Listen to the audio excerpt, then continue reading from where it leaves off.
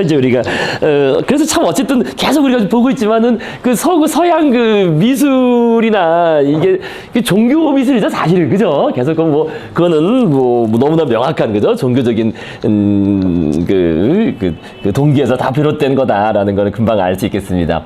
그래서 이제 우리가 그러니까 안 오신 동안은 얘기했던 게 미켈란젤로 얘기했었고요. 그죠? 한번 간단히 보시면요. 미켈란젤로 얘기했었고, 미켈란젤로의 유명한 이 피에타. 그죠? 이런 것도 다, 다윗상. 그 다음에, 근데 문제는, 근데 이제 사실 요거는, 그래, 다시 한번 살짝 이해는 하셔야 되겠습니다. 그러니까 이제 오늘 볼 내용까지 쭉 연결되는 거죠. 이제 시대가 이제 바뀌잖아요. 르네상스가 넘어가는 이제 그 얘기 나올 거 아니에요? 근데 그 이후 시기가 우리가 역사적으로, 그러니까 역사께서 뭐 이거는 뭐 거의 사실 다 얘기하는 겁니다. 1560에서 1660년까지 아주 근대 문명의 그러니까 서구 문명 전체의 아주 위기라는 아주 근대 초기 위기라는 위기 시기라고 아주 우리가 합의가 되어 있습니다. 역사학계에서. 이때 엄청난 혼란과 위기가 있었다는 거예요, 요때. 엄청난 혼란과 위기가 한 100여 년 정도. 그러니까 당연히 그 앞에는 엄청난 또 그 전조가 있었겠죠. 1560년 앞에. 그러니까 요 앞에가 이게 그 르네상스거든요. 르네상스 시기인데. 그러니까 이제 이게 중세에서 근대로 넘어가는 시기 아니었겠어요? 그죠? 그러니까 그 앞에 엄청난 혼란이 있었는데 그 혼란이 처음에는 희망이었지만 나중에는 혼란을 가중시킨 거죠. 그래서 대표적인 게 그 1492년 그 콜럼버스 지리상의 재발견. 사실 이것도 이제 엄청난 문화 충격과 혼란을 가져온 거죠. 우리가 믿고 있던 게 다 이거는 절대 진리가 아니네. 이런 식의 그래서 상대주의를 가져온 거니까. 그래서 1495년 콜럼버스하고 그 다음에 1543년 코페르니쿠스. 그죠? 코페르니쿠스. 야, 이 우주가 우리를 위해 존재하는 게 아니라, 우리를 중심으로 우주가 돌아가는 게 아니라, 그죠? 우리가 그냥 우주에 떠도는 존재에 불과하다. 우주의 먼지처럼 떠도는 존재에 불과하다. 이게 코페르니쿠스입니다. 이거 엄청 중요하죠. 그런데 이제 우리가 봤던 이 실제 사람들의 문화사에서는 또 연관된 사건들이 나와요. 그죠? 1517년, 이게 뭐냐? 1517년 그 종교개혁, 그죠? 이게 바로 이게 관련된 인물 아니에요. 그죠? 율리오 2세가 무리하게, 그죠? 베드로 대성당 신축을 추진하다가, 그죠? 그러면서 면벌부를 발행을 하고, 그러면서 이게 이제 혼란이 가중된 거예요. 근데 사실 사람들한테 이게 가장 큰 혼란이었어요. 왜냐하면은, 이런 거는, 그렇다고 하더라도, 그래도 어쨌든 사람들은 기독교를 믿고 살았는데, 근데 기독교에서 말하는 신이 이게, 당장 일단 둘로 가려버리는 거잖아요. 그죠? 개신교 쪽하고. 물론 개신교도 파가 너무나 많고. 그러면 누구 말을 믿어야 되느냐. 그죠? 이게 사람들이 혼란스러운 거예요. 누구 말을 믿어야 되냐. 근데 물론 그 앞에 또 반복된 중요한 사건이 있었다 그랬습니다. 1350년 경으로 올라가서 흑사병.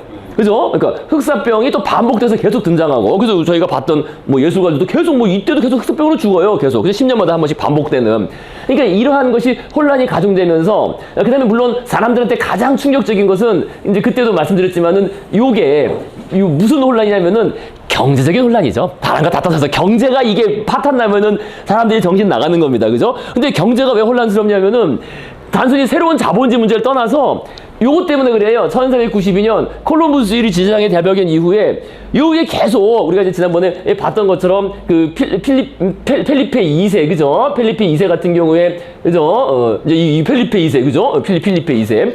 이 전성기를 이끌은 왕이었지만, 그래서 어떻게 돼요? 스페인의 왕이니까 계속 이 신대륙 발견 이후에 신대륙에서 계속 그죠? 금은을 계속 이제 약탈하고 착취하고 또 그것도 부족하니까 원주민들을 동원해서 은광을 막 새로 캐고 해서 금하고 은을 계속 유럽으로 유입했는데 이게 경제적인 파탄을 가져온 거죠. 그죠? 이게 뭡니까? 바로 뭐가 발생한 거예요? 인플레이션이죠. 그죠? 역사상 유례 없는, 그죠? 그러니까 자기들은 금하고 은만 들어오면은 부자가 될 줄 알았는데 이상하게 금하고 은이 계속 들어오는데 가난해지는 거예요. 왜냐면 금하고 은의 구매력이 계속 떨어지니까, 그죠? 그죠? 그러니까 역사상 유례 없는 최초의 인플레이션을 겪게 됐다는 거예요, 이게. 물론 이 당시 사람들은 그걸 이해를 못 했어요. 야, 이게 왜 이러냐? 우리 점점 부자가 돼야 되는데 왜 빵 가격이 막 하룻밤에 막 3배가 오르고 막 이러지? 막 그런 일만 발생한 거지. 그러니까 이거는 단순히 귀족뿐만 아니라 아주 백성들, 민중들까지도 아주 난리가 난 겁니다. 그런 경제적인 혼란상이 겹친 겁니다. 그러니까 다 겹친 거예요. 종교적인 혼란상, 어떤 우리 세계 인식, 그죠? 코페르니쿠스에 의한 세계 인식, 그 다음에 지금 이 종교적인, 그죠? 어떤 가치 기준의 붕괴. 그럼 우리는 뭘 믿어야 되느냐? 교황을 믿어야 되냐? 뭐 아니면 뭐 루터파냐? 뭐 그죠? 칼뱅이냐? 뭐냐? 우리는 어떻게 해야 구원이 되는 거냐? 이런 의심. 그다음에 또 그와 얽힌 엄청난 전쟁들이 또 이때 있었어요. 뭐 네덜란드 독립전쟁, 30년 전쟁 등으로 이어지는.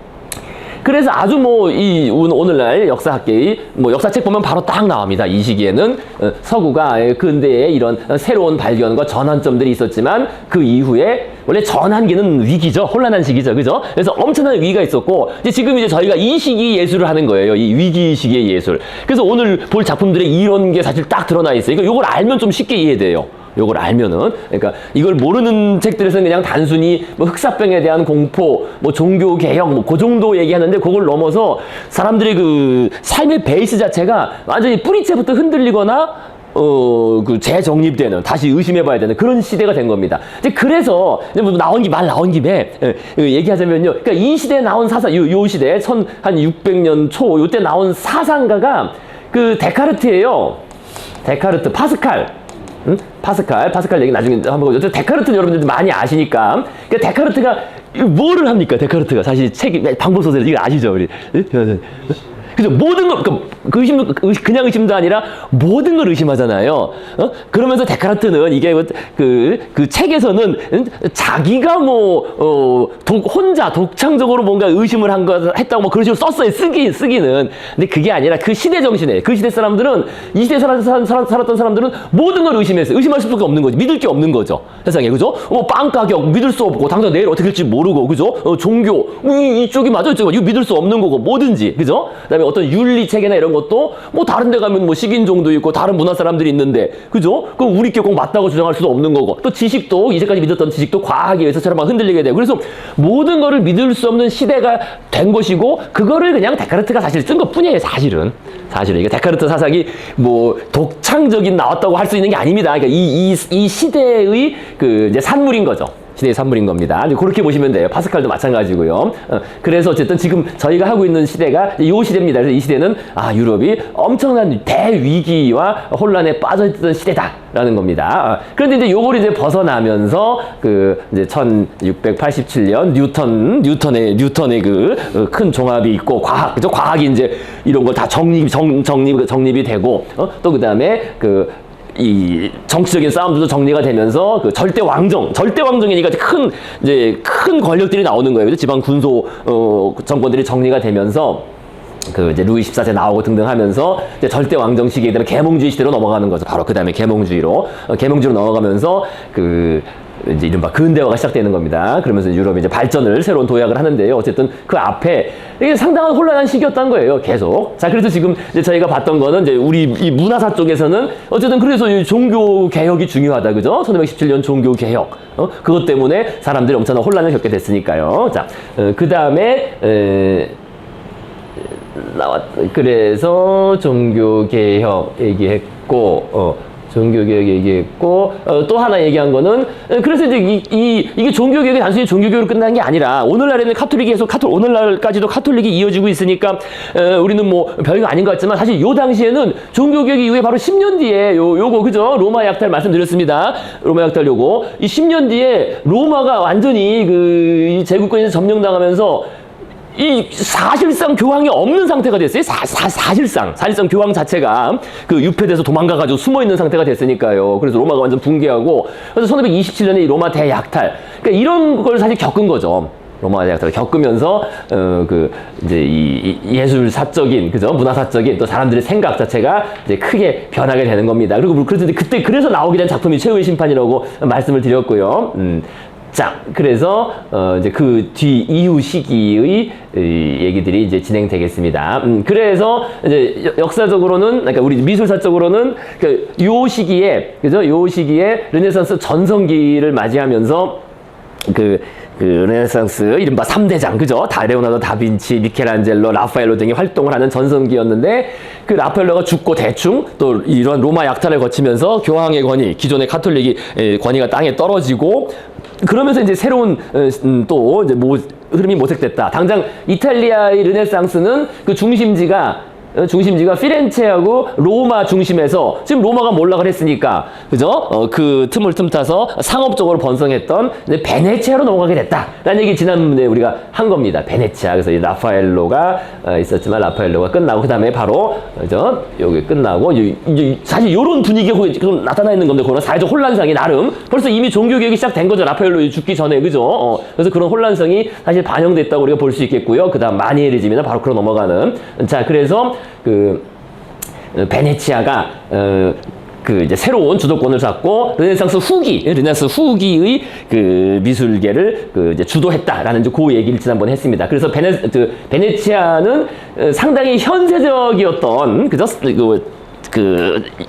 그 뭡니까 그 상업을 하고 이렇게 항구에 사는 사람들은 상당히 그 현실적이고 개방적이고 한편으로 이제 현세적이죠. 그래서 그런 쾌락적인 측면을 그 많이 부각을 해 그런 게 나타나고 그죠 현세적인 쾌락. 그래서 이쪽에서는 기하학적 구성보다는 색채와 빛을 중시하는 그래서 이후에 그 하나의 어떤 흐름을 쭉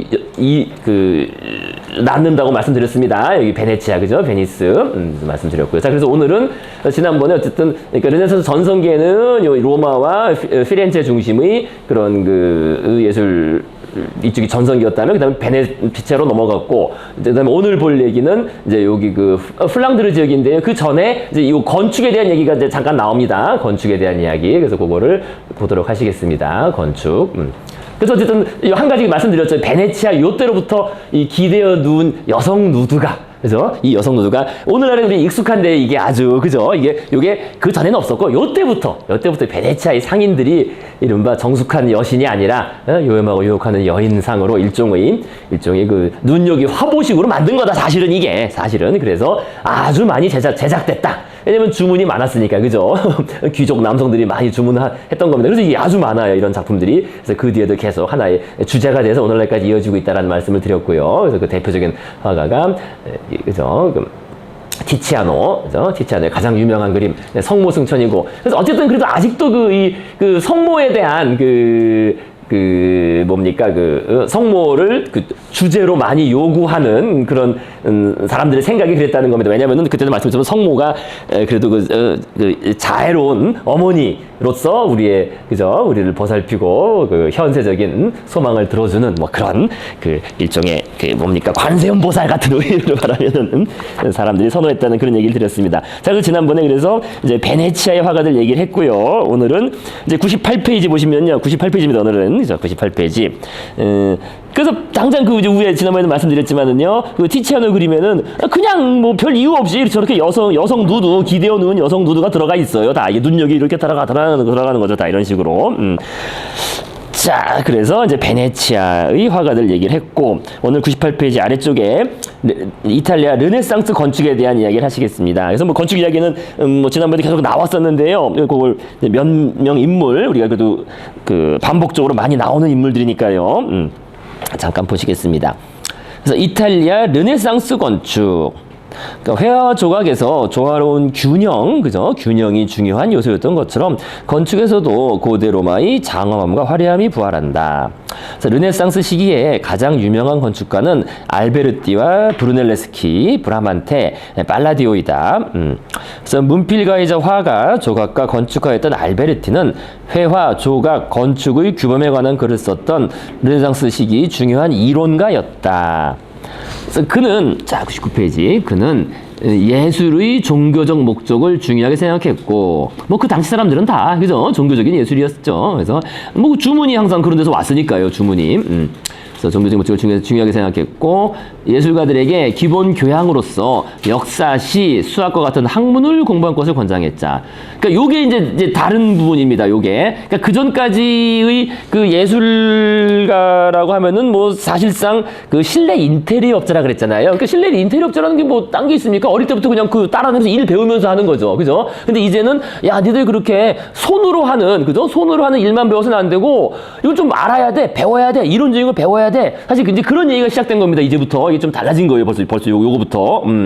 자, 그래서 알베르티는 처음으로 원근법에 대해 체계적인 안내를 담은 책을 썼고, 그 조각가들에게 도움이 되는 이상적인 인체의 비례에 대한 이런 확립했다. 한마디로 이제 그 이론적인 그죠? 그 실제 저술을 했고 그것들이 필요하다라는 얘기를 강조했다는 겁니다. 자, 그래서 알베르티 앞에 그죠? 알베르티 이렇게 있습니다. 알베르티. 그래서 알베르티 회화론이라고 번역돼서 책이 나와 있어요. 회화론이라고. 이 책 지금도 번역돼 나와 있어. 아주 유명한 책입니다. 그래서 이탈리아 초기의 이 회화론과 건축론을 저술한 것으로 아주 유명한. 그러니까 사실상 최초의 이론가예요. 그 전까지는 뭐 미술 이론이나 이런 이론이 없었는데 사실상 거의 초창기 최초의 이론가라고 볼 수 있습니다. 자, 그런데 어쨌든 이 알베르티가 설계한 성당은 다르죠. 벌써. 그죠? 그러니까 이 뒤까지 다 설계한 건 아니고요. 앞에 이 파사드, 이 얼굴, 그죠? 페이스, 파사드라고 하는 이 페이스를 설계해서 완공했는데요. 그러니까 이게 그 전하고는 다르잖아요. 그죠? 그 전의 성당들은 여기에 그죠? 성인 상이 있고, 성모 마리아가 그죠? 방문한 상이 있고, 이런 조각상들하고, 그죠? 천국과 지옥, 그죠? 그런 것들이 이렇게 그려있었는데, 이거는 그냥 기하학적 구성이에요. 그죠? 오로지 기하학적 구성으로, 그죠? 다른, 그죠? 그런 그림이 직접 그려져 있지 않고, 딱 봤을 때 벌써 이제 우리가 봤을 때, 좀 모던하다는 느낌이 들잖아요. 그죠? 이제 그런 기하학적 구성으로. 그죠? 깔끔하고 모던한, 그죠? 그런 식의 상당히 기하학적인 그런 요소를 강조한 그런 이론감에서 알베르티. 그래서 이제 피렌체 우피치 미술관 앞에 있는 그 상입니다. 자, 그래서 알베르티의 회화론. 그래서 요거 하나는 기억해 주시면 됩니다. 딴 거 없이 알베르티의 회화론. 오늘에서 많이 언급됩니다. 여기 나온 이론이 꼭 맞다는 걸 떠나서요. 그래서 최초로 이론적으로 정립한 사람. 아까도 말씀드린 것처럼 그 전까지는 이런 작가들은 그냥 손으로만 일하는, 손으로 경험으로 배워서 일하는 그런 장인들이었는데 이때부터 뭔가 이론적인, 그죠? 그런 배움이 있어야 된다라고 해서 그 책을 쓴 알베르티 회화론. 너무나 유명합니다. 그래서 그거는 알아두셔야 되겠고요.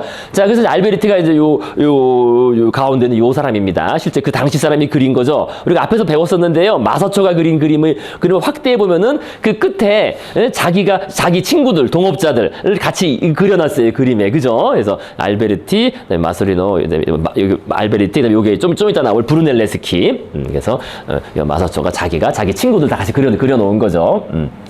자, 그래서 이번에는 브루넬레스키, 그죠? 필리포 브루넬레스키. 이것도 너무나 유명한 사람입니다. 99페이지. 브루넬레스키는 다방면의 재능을 발휘한 또 하나의 르네상스인으로 꼽힌다. 이 르네상스인의 뜻이 그때 말씀드린 것처럼, 그죠? 이른바 보편인, 그러니까 무엇이든 잘하는 사람, 그죠? 무엇이든 능통한 사람. 그런 레오나르도 다빈치에 적용됐던 그런 의미입니다. 그러니까 무엇이든 능통한. 그래서 조각도 잘하고 건축도 잘하고 그림도 그리고 거기 쓴 것처럼, 그죠? 그는 금세공가, 조각가, 수학자, 시계탑 설계자, 건축가 등등, 그죠? 못하는 게 없는 그런 의미의 르네상스인이라는 그런 표현을 씁니다. 오늘날에도, 그죠? 르네상스, 전형적인 르네상스적 인간, 그죠? 무엇이든 모든 것에 능통한, 오늘날로 말하면 융복합적 지식인, 그런 표현 쓰죠, 그죠? 융복합적 여러 분야를 아우르는 융복합적 지식인, 그런 사람입니다. 또 한 명의. 그래서 무엇보다도 근대 건축공학의 아버지로 더 잘 알려져 있다. 그래서 그는 수학적인 원근법의 첫 발견자일 뿐만 아니라, 그래서 요거를 브루넬레스키의 얘기를 듣고 그 알베르티가 친구니까 책을 쓴 거예요. 브루넬레스키는 책을 쓰진 않고 알베르티가 그 책을 쓴 게 회화론에 담겨 있습니다. 이 원근법 이야기가요. 그래서 수학적 원근법의 첫 발견자일 뿐만 아니라 중세의 바실리카 양식을 대신한 중앙 중심 설계의 교회로 유명했다. 그러니까 이제 바실리카 양식은 우리도 봤지만요, 그 직사각형이라고 말씀드렸잖아요, 그죠? 직사각형. 그래서 앞에 여기 보시면 되겠다. 예, 그죠? 그 전에는 다, 이거 아니구나. 그러니까 예전 바실리카 양식은 직사각형이었는데,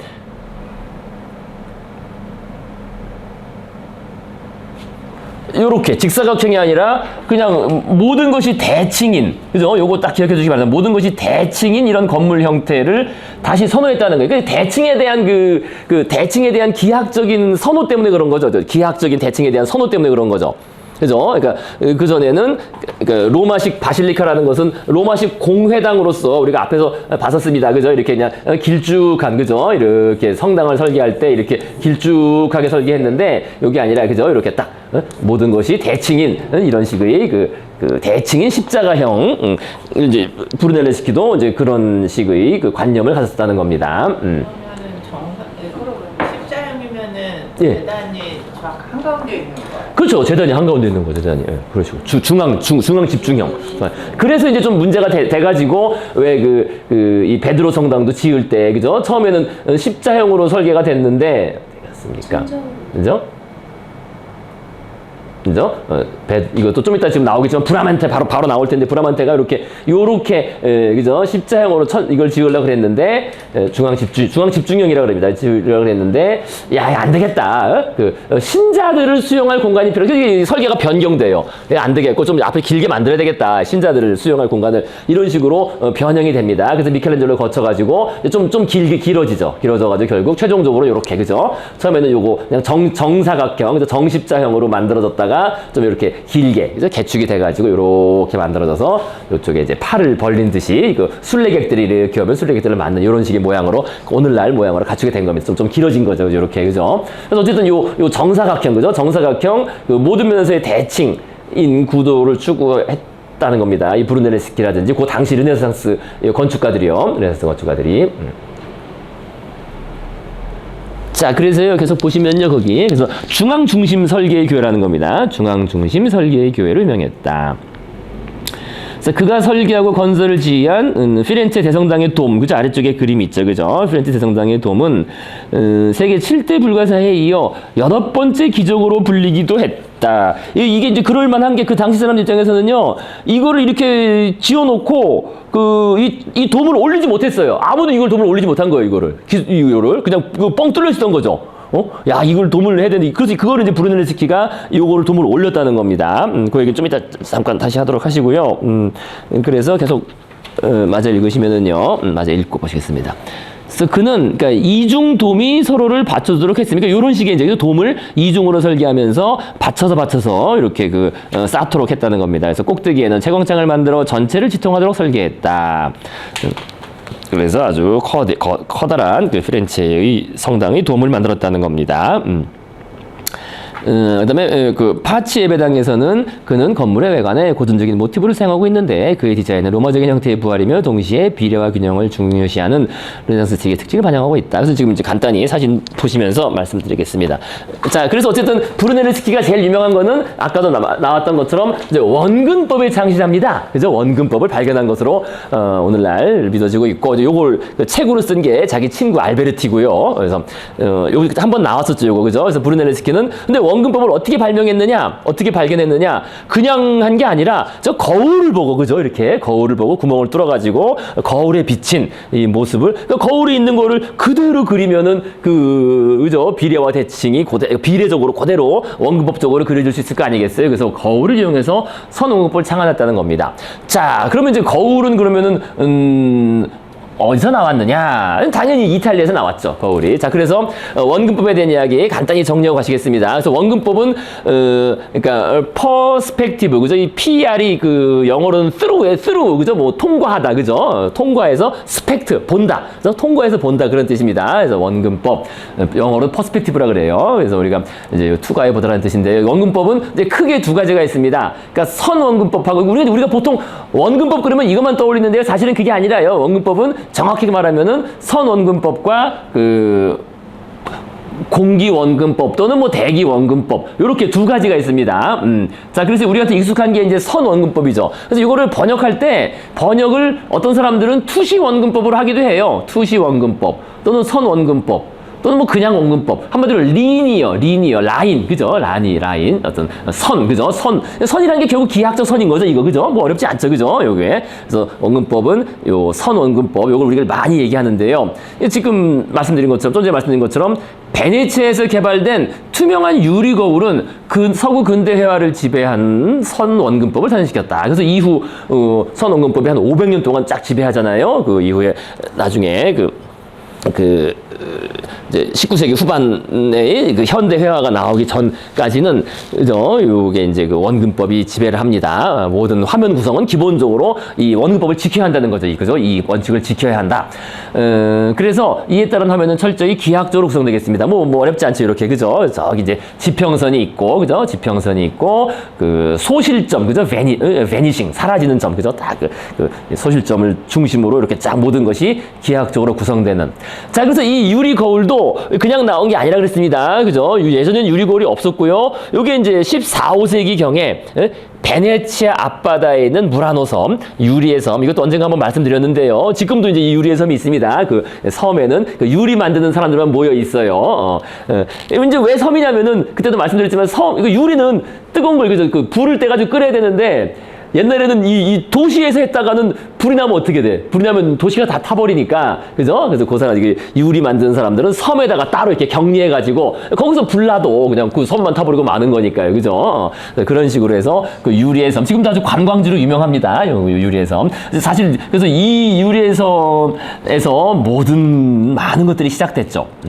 그래서 그 섬의 유리 제조인들이 투명한 유리를 만들고 또 그 유리가 원래 투명하지 않았어요. 그래서 이전에 나왔던 중세 유리들은 다 스테인드 글라스일 수밖에 없었던 게 투명한 유리를 만들 수가 없어서 그래요. 다 색이 들어가고 다 이렇게 탁하고 그럴 수밖에 없었다는 겁니다. 근데 이때 이제 드디어 이 무라노 섬 이 제조인들이 해초를 섞었어요. 해초를 섞어서 끓여가지고 해초의 어떤 그 화학적인 그 성분에 의해서 이것이 점점 투명해진다는 것을 발견하게 됐죠.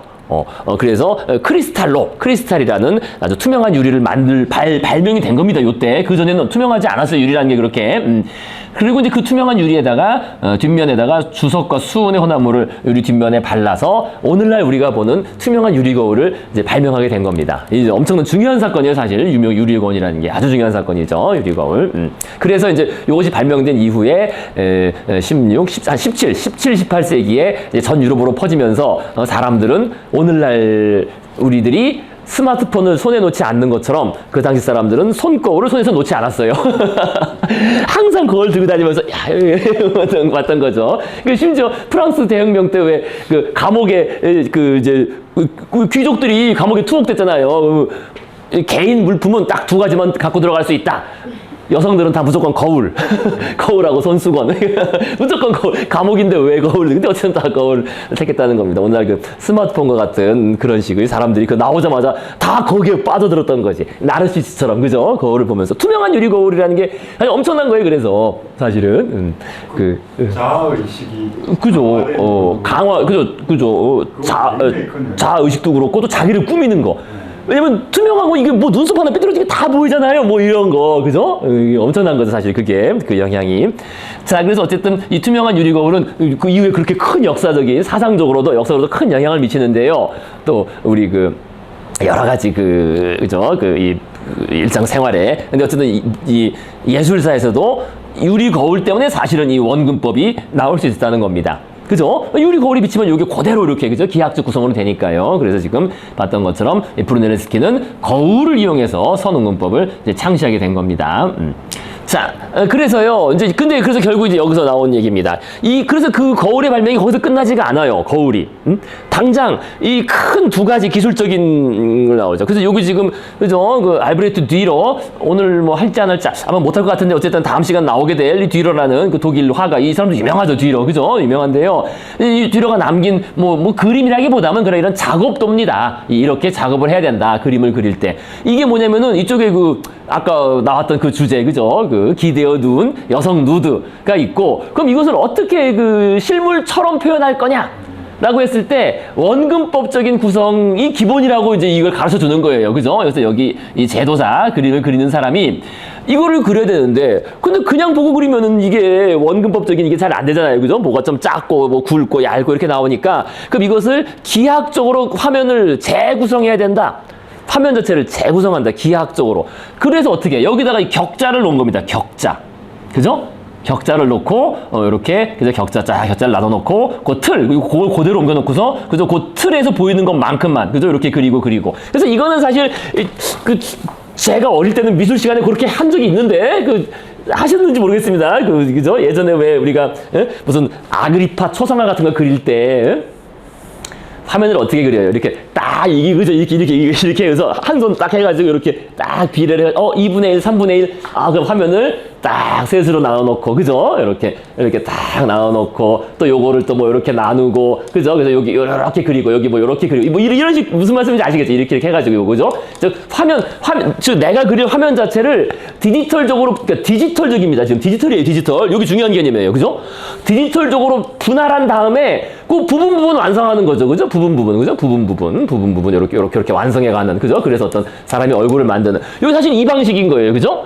이게 디지털의 시작입니다. 그래서 이 거울이 그냥 거울로 끝나는 게 아니라 디지털 시대의 도래로 이어지는 거예요. 물론 그거는 그 당시 또 과학 사상하고 또 결합해요. 그 원자론 같은 게 결합합니다. 원자라는 것도 결국 디지털 아니겠어요? 이 세상 모든 물질이 원자로 돼 있다는 것은 원자라는 게 일종의 레고 블록 같은 거니까요. 그죠?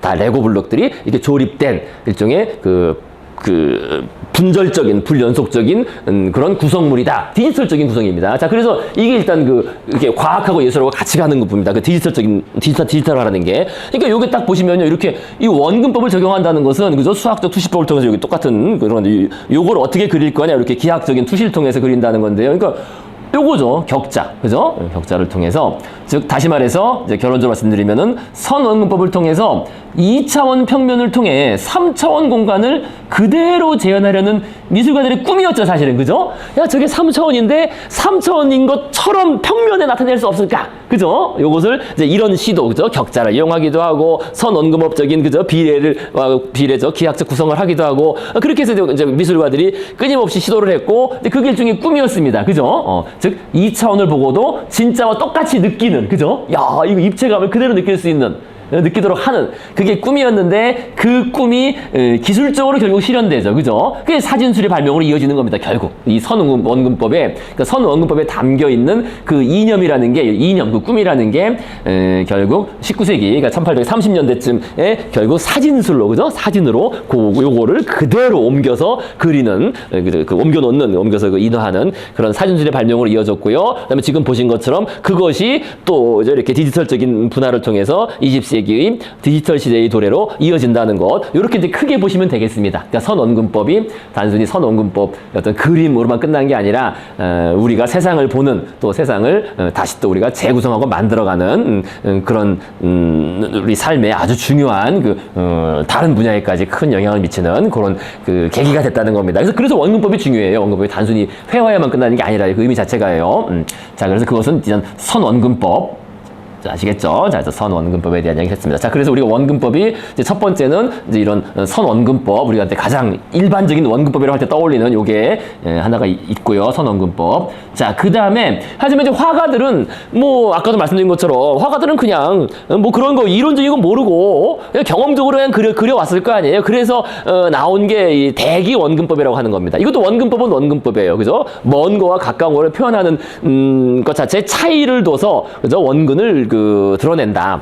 그죠? 그래서 이거는 어떤 때에서는 공기 원근법이라고 하기도 하고, 왜냐면 공기 중에는 습도와 수증기하고 먼지가 있으니까 물체가 멀어질수록 푸르스름해지고 채도가 낮아지며 물체의 윤곽이 흐릿하게 보인다는 거예요. 그죠? 그것을 이용해서 이렇게 저 멀리 있는 걸 흐리게 좀 진하게 그리지 않았죠. 그죠? 실제 산이 이런 색이 아니지만은 멀리 이렇게 보이니까 이렇게 흐리게 표현하고 가까이 있는 건 좀 진한 초록색으로 표현하면서 그러니까 멀리 있는 게 좀 푸르스름하게 산이 그죠? 푸르스름하게 보였잖아요. 그래서 이렇게 해서 이걸 이용해서 표현하는 그런 방법입니다. 그래서 이렇게 여기에 대기 원근법을 활용한 그러니까 이거는 아주 기하학적으로 명확하게 구성되지는 않아요. 나름 어느 정도는 선원근법적이긴 하지만 완전히 기하학적 구성까지는 아니고요. 하지만 어쨌든 이런 대기 원근법을 통해서 원근감을 나타냈다는 겁니다. 그래서 이것은 이제 주로 이탈리아 말고 여기 브리헬 나오는데 그죠?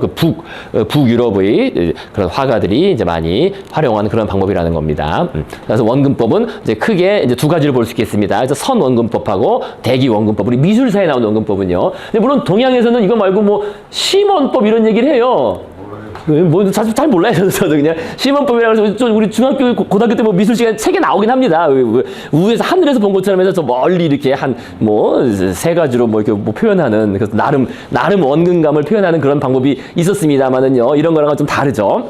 어쨌든 그래서 대표적인 언급법 두 가지를 이제 살펴봤고요. 자, 그다음 이제 계속 브루넬레스키 아까 나온 이제 요 성당이죠. 요 성당의 다른 사진인데요. 그러니까 제가 사진을 왜 달리 뽑았냐면은 그러니까 이게 그 세계 8대 불가사라고 불릴 정도로 그 당시 사람들한테는 엄청난 도전이었다는 거예요. 그러니까 이 성당을 다 지어놓고 여기 뻥 뚫려 있었던 거지. 그러니까 이 위에 이거를 돔을 얹을 수가 없었던 거예요. 이 브루넬레스키가 와서 얹기 전에는. 왜냐면 이거를 돌로 올려야 되니까 석재. 돌로 올리면 이거 무너지죠. 그죠? 이게 수십 톤이 되니까, 수십 톤이 뭡니까? 더 되는 돌이라는 게. 그래서 이 돌로 싸서 어떻게 이 돔을 지을 것이냐. 그래서 그걸 해결을 못 했는데, 아까 말씀드린 것처럼 브루넬레스키가 이렇게, 그죠? 주변에 돔을 이용하고 또 돔 위에 또 돔을 얹고 이런 식으로 해가지고 요것을 지었다는 겁니다. 그래서 돌로만 지어진, 그죠? 그러니까 철제를 사용하지 않고, 석재로만 지어진 것으로서는 세계에서 가장 큰 돔입니다. 가장 큰 돔이에요. 그래서 높이가 114m예요. 이 높이 엄청나죠? 이 높이, 그죠? 114 꼭대기가.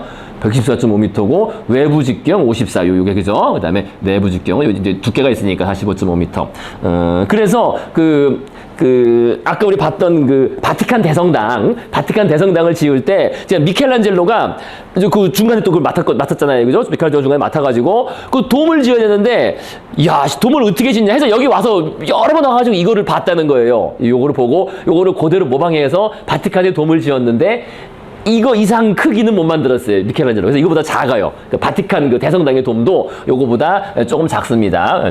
좀 작게 올릴 수밖에 없었다는 거예요. 바티칸 대성당의 돔조차도. 그래서 이거는 바티칸의 대성당보다 돔보다 큰 엄청난 돌로 지어진 세계 최대의 돔이라는 겁니다. 그래서 어쨌든 이 돔으로 인해서 피렌체의 풍경이 완전히 바뀌었다는 평가를 받죠. 그렇죠. 딱 보면 다르잖아요. 그죠? 이 높이가 114m니까요. 그 당시 사람들한테는 기가 막힌 거죠, 정말. 이런 건 정말 있을 수가 없는 114가 상상은 가는 높이입니까, 이게? 그 당시로는요. 그죠? 그러니까 어디서 봐도 딱 보이는, 그죠? 지금 그래서 제가 이 그림을 따로 넣는 겁니다. 어디서 봐도 딱, 저거는 피렌체다라는 걸 딱 알아볼 수 있는 랜드마크가 된 거죠, 일종의. 그죠? 피렌체 랜드마크. 지금도 뭐 그런 것 같아요. 그죠? 지금도 이렇게 보시면요.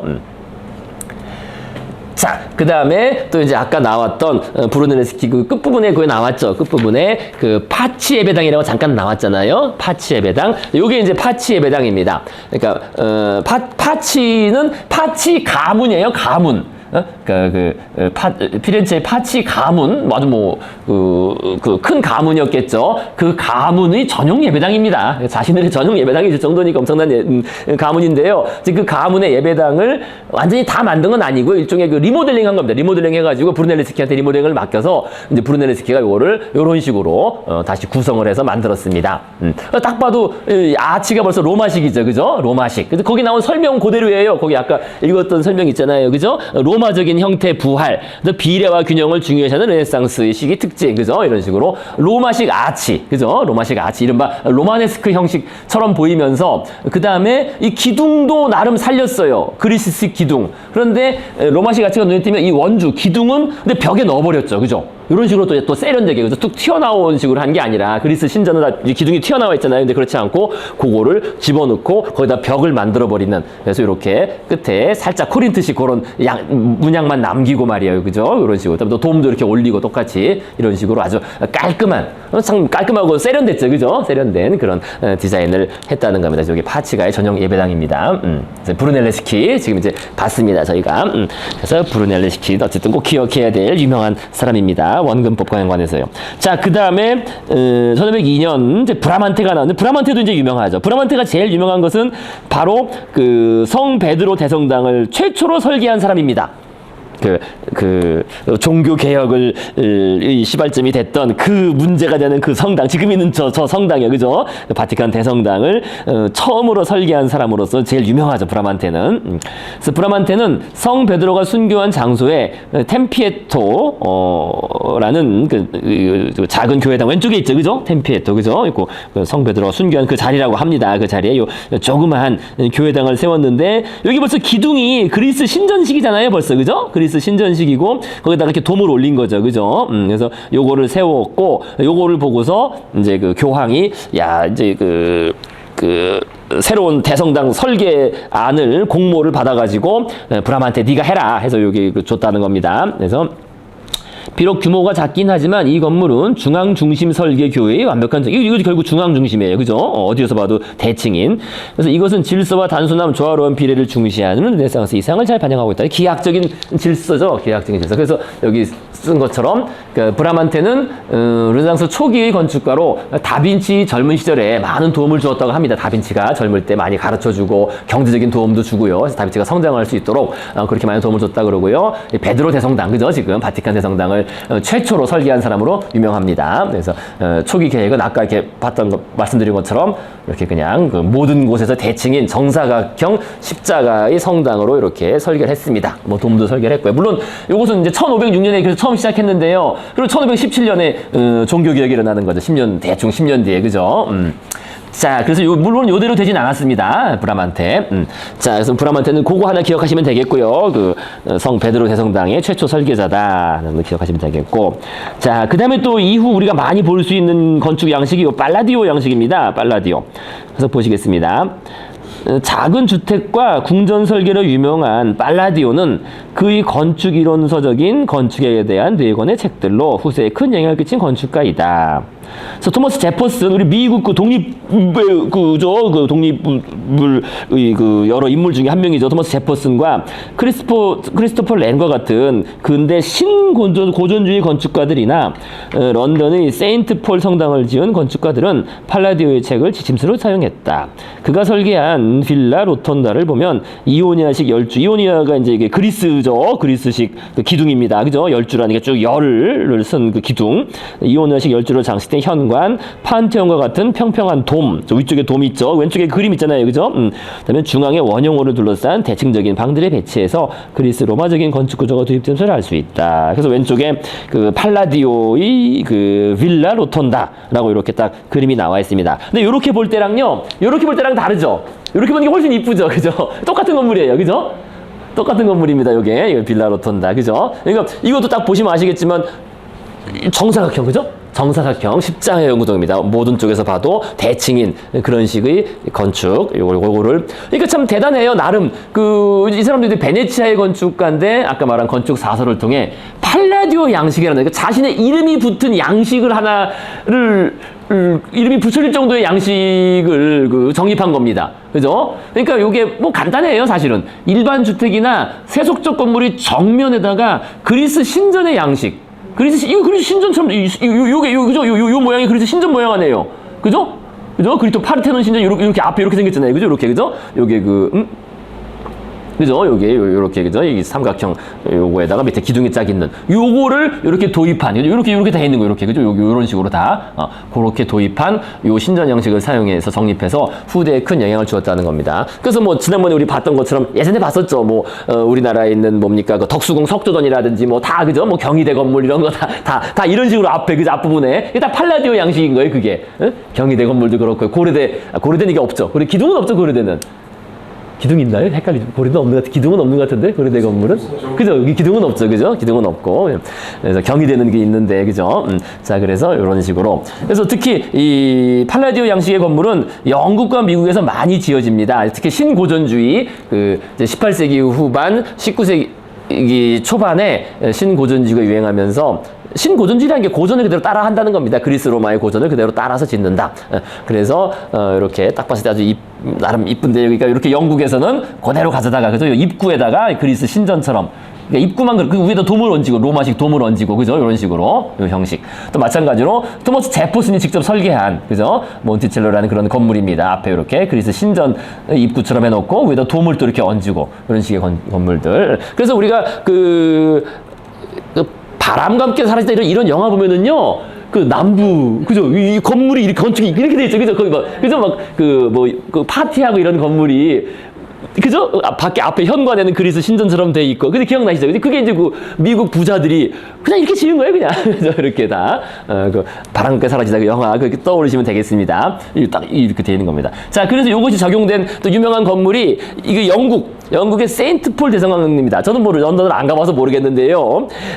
이게 아까 이름 나왔던 크리스토퍼 렌 렌 경이 현재 모습으로 재건축했다고 합니다. 그래서 이거 딱 봤을 때요, 이게 이 그리스 신전적인 요소가 많아요. 이렇게 그죠? 이렇게 기둥 그죠? 그리스 신전적인 기둥을 딱 놓고 입구에 또 위에도 이렇게 올리고요. 그래서 요거랑 또 비슷한 건물이 떠오르는 게 있으십니까? 미국 의사당이에요. 미국 국회의사당. 딱 이렇게 생겼어요. 그죠?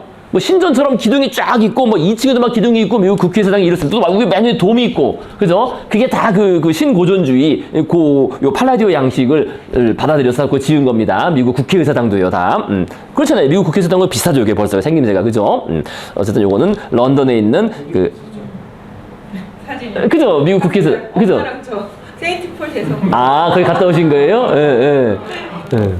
그러니까 이것도 지금 이 높이가 110 몇 미터래요. 뭐 저는 안 가봐서 모르겠는데 여기 써 있어요. 그죠? 111m 이 높이가 이거 엄청난 거죠. 그죠? 111m. 그래서 오랫동안 런던의 랜드마크 역할을 했다는 겁니다. 아까 그 피렌체 그 돔처럼. 그렇잖아요. 이게 높이가 111m면 어디서 봐도 다 보일 거 아니에요. 그죠? 아, 런던 가셨을 때 이거 찍으셨거나. 그죠? 예, 예. 자, 그래서 여기 요렇게 그죠? 그리스 신전의 기둥과 같은 것을 많이 활용을 했고 위쪽에는 판테온적인 그런 돔, 그죠? 돔을 얹고 그죠? 그런 양식을 이제 팔라디오 양식인데 요게 그렇게 많이 유행했고 오늘날 많이 남아있다는 거 이런 건물들이 미국이나 특히 영국에 많이 남아있다는 겁니다. 근데 이제 이게 왜 근데 미국이나 영국에 많이 남아있느냐? 그거는 제가 언젠가 한번 말씀드렸는데요. 미국과 영국은 그 문화적으로는 변두리죠. 이 변두리 현상이에요. 이 변두리 촌놈들은 그냥 그대로 그죠? 따라하긴 따라하는데 뭐 다른 생각 없으니까 그냥 그대로 저게 제일 좋은 거야. 또 그걸 그대로 따라하는 그 변두리 문화적 변두리 현상입니다. 일종의. 그래서 영국하고 미국에 많고 그다음에 이 본토인 뭐 이탈리아나 뭐 프랑스는 또 계속 자기들은 변화해 가는 거고요. 잠깐 유행하고 또 변화하고 하는 거고요. 그런 겁니다. 요게. 그래서 어쨌든 미국하고 영국에 많고 그래서 아까 말씀드린 것처럼 그 남부 바람없게 사라지다 미국 남북 전쟁 당시 그 남부의 부자들은 다 이런 식으로 짓고 살았어요. 팔라디오 양식으로 자기 집을. 자, 그래서 그렇게 영향을 미쳤다는 걸 알 수 있겠습니다. 자, 그 다음에 이제 지금 책에는 안 나왔는데 한 명 더 언급하고 하시겠습니다. 이 책에는 없지만은요, 이름은 기억하셔야 돼요. 근데 앞에 많이 나오긴 했어요, 이름이. 그죠? 바사리 이름 많이 나왔죠, 앞에서. 그죠? 그러니까 따로 언급하진 않았지만은요, 조르조 바사리도 이제 아까 우리가 그 알베르티 회화론처럼 그러니까 이제 어떤 이론적인 책들이 막 나오기 시작한 거예요. 르네상스 시대에. 그러니까 알베르티의 회화론, 또 지금 또 팔라디오의 건축 사서, 그죠? 건축에 대한 책들, 막 이런 게 나온 것처럼 또 마찬가지로 이 바사리가 그 당시, 그죠? 최초의 미술사가로 언급됩니다. 그래서 그는 뛰어난 건축가, 화가, 조각가들의 생애라는 이런 책을 냈어요. 그 당시, 자신의 당시 르네상스 시기에 활동한 예술가 한 200여 명의 삶과 작품에 대한 기록을 남기고 있습니다. 그래서 아주 중요한 자료가 되죠. 물론 여기에는 오류도 있지만은요. 하지만 어쨌든 그 당시 이 사람이 쓴 거니까 이 대단한 책이에요. 그죠? 이렇게 남긴 사실 이걸로 역사의 이름이 남게 됐죠. 그래서 최초의 미술사로 이 책이 최초의 미술사로 평가되고요. 우리나라에도 지금 번역돼서 나왔습니다. 우리나라에도 번역돼서 나왔는데 뭐 저도 뭐 직접 본 적은 없고요. 아직 뭐 제가 뭐 그쪽을 전공하는 사람은 아니니까 어쨌든 유명한 책입니다. 우리도 많이 언급되고 있죠. 우리 이 책에서도. 그래서 어쨌든 또 하나 중요한 거는 이 르네상스라는 단어를 바사리가 맨 처음에 썼어요. 그러니까 그 시대에 사는 사람이 썼다는 게 참 특이합니다. 그죠? 어쨌든 르네상스라는 단어를 처음 사용한 인물입니다. 바사리가. 그래서 바사리는 이 책에서 그러니까 당시 그러니까 자기 시대의 어떤 특징, 우리 시대는 이게 특징이야 라고 말하기 위해서 고대 그리스 문화가 재생했다. 그죠? 그리스 조각적인, 그죠? 그런 거, 어떤 뭐, 좀 전에 봤던 그런 뭐 기둥 등등, 그런 의미로 이제 사용을 했습니다, 바사리는. 그러니까 명확하면서 단순하죠. 그러니까 고대 그리스 문화가 재생했다는 의미에서 르네상스다. 우리 시대는 르네상스 시대다. 재생한, 부활한 그런 시대라고 규정을 했고요. 물론, 오늘날 우리가 일반적으로 사용하는 르네상스의 의미는 역사적인 의미죠. 그러니까 시대 구분, 그죠? 이때부터 이때까지 르네상스 시대다. 라는 이제 그런 의미는 나중에 19세기에 브루크하르트의 유명한 저서입니다. 이탈리아 르네상스의 문화라는 요 책에서 그렇게 이제 시대 구분을 하거든요. 그래서 오늘날 우리는 이제 이런 시대 구분적인 의미, 르네상스 시대, 그죠? 뭐 바로크 시대 이렇게 시대 구분의 의미로 사용하는 그 의미는 나중 사람의 얘기를 그 개념을 쓰는 거지만 그러나 르네상스라는 용어를 처음 사용한 사람은 이제 그 당대에 살았던 바사리라는 그런 사람이라는 겁니다. 바사리도 나름 유명해요. 당대 유명한 화가이자 우피치 궁을 설계했으니까요. 그 피렌체에 있는 대단한 사람입니다. 우피치궁, 지금 우피치 박물관에 그 저쪽이 되는 거죠. 그 부속 건물이 되는 거죠, 지금. 자, 그래서요. 자, 됐고요. 그래서 100페이지 아래쪽에 르네상스 시기 건축의 4가지 규칙들은 뭐 따로 읽어보실 필요 없고, 이거 뭐 그 별 내용이 있는 게 아니더라고요. 그래서 됐고. 자, 그럼 잠깐 쉬셨다가 이제 101페이지로 가시겠습니다. 북유럽 르네상스. 잠깐 쉬시겠습니다. 굉장히 힘들 거 아니에요. 그렇죠. 힘들죠. 이게 그 돌로 짓는 거니까, 그죠? 근데 여기 안 나오는데 이슬람 네, 마스크 보면 네. 모스크에 모스크? 모스크 동그랗게 돼 있잖아요. 그것도 돌로 짓나? 모르겠습니다. 저는 그런 거는요. 그건 진짜 힘들 것 같아요. 힘들겠죠. 너무 돌로. 힘들 것 같아요. 근데 그 모스크 나무로 짓지 않을까요? 나무로 짓면 쉽죠, 대신. 한번 나무야 뭐 올리면 되니까 그냥, 그죠? 네.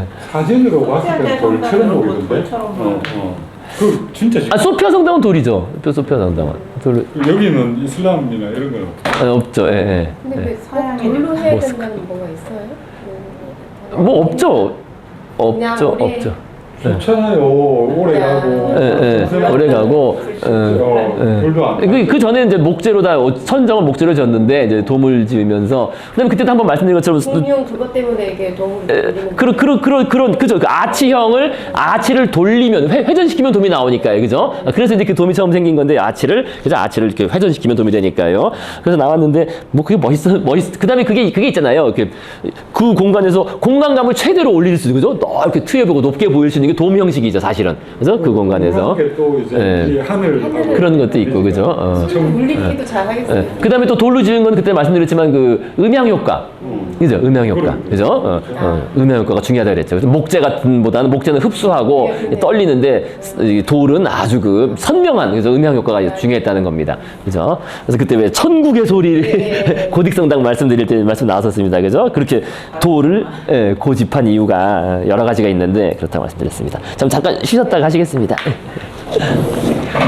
이번에는요, 이제 101페이지, 북유럽 르네상스. 그러니까 북유럽이라 그러면은, 오늘날 우리가 북유럽이라 그러면은 뭐 저쪽 생각하시잖아요. 뭐 그 스웨덴, 뭐 덴마크, 그죠? 노르웨이. 근데 그게 아니라 이거는 그냥 알프스를 기준으로, 그죠? 알프스 이북을 다 북유럽이라고 하는 겁니다. 알프스. 이 당시 알프스를 기준으로 생각하시면 됩니다. 그러니까 알프스 남쪽은 이탈리아 중심이겠고요. 알프스 북쪽. 알프스 북쪽을 말합니다. 자, 그래서요, 이제 북유럽 르네상스. 피렌체와 마찬가지로 네덜란드 혹은 이제 플랑드르 지방, 그 영어로는 그 우리 플란다스 이게 나오는 거죠. 플란다스, 그죠? 플란다스. 그러니까 플랑드르는 네덜란드보다는 약간 아래쪽 벨기에를 말한다고 보시면 됩니다. 플랑드르는 그 벨기에 쪽이고요. 네덜란드는 이제 그 또 달라요, 조금. 그쪽에서도 구별을 합니다. 그쪽에서는 더치라고 뭐 그러면서, 그죠? 네덜란드에서도 그 플랑드르 지방에서도 1420년경부터 예술의 새로운 진보가 시작되었다.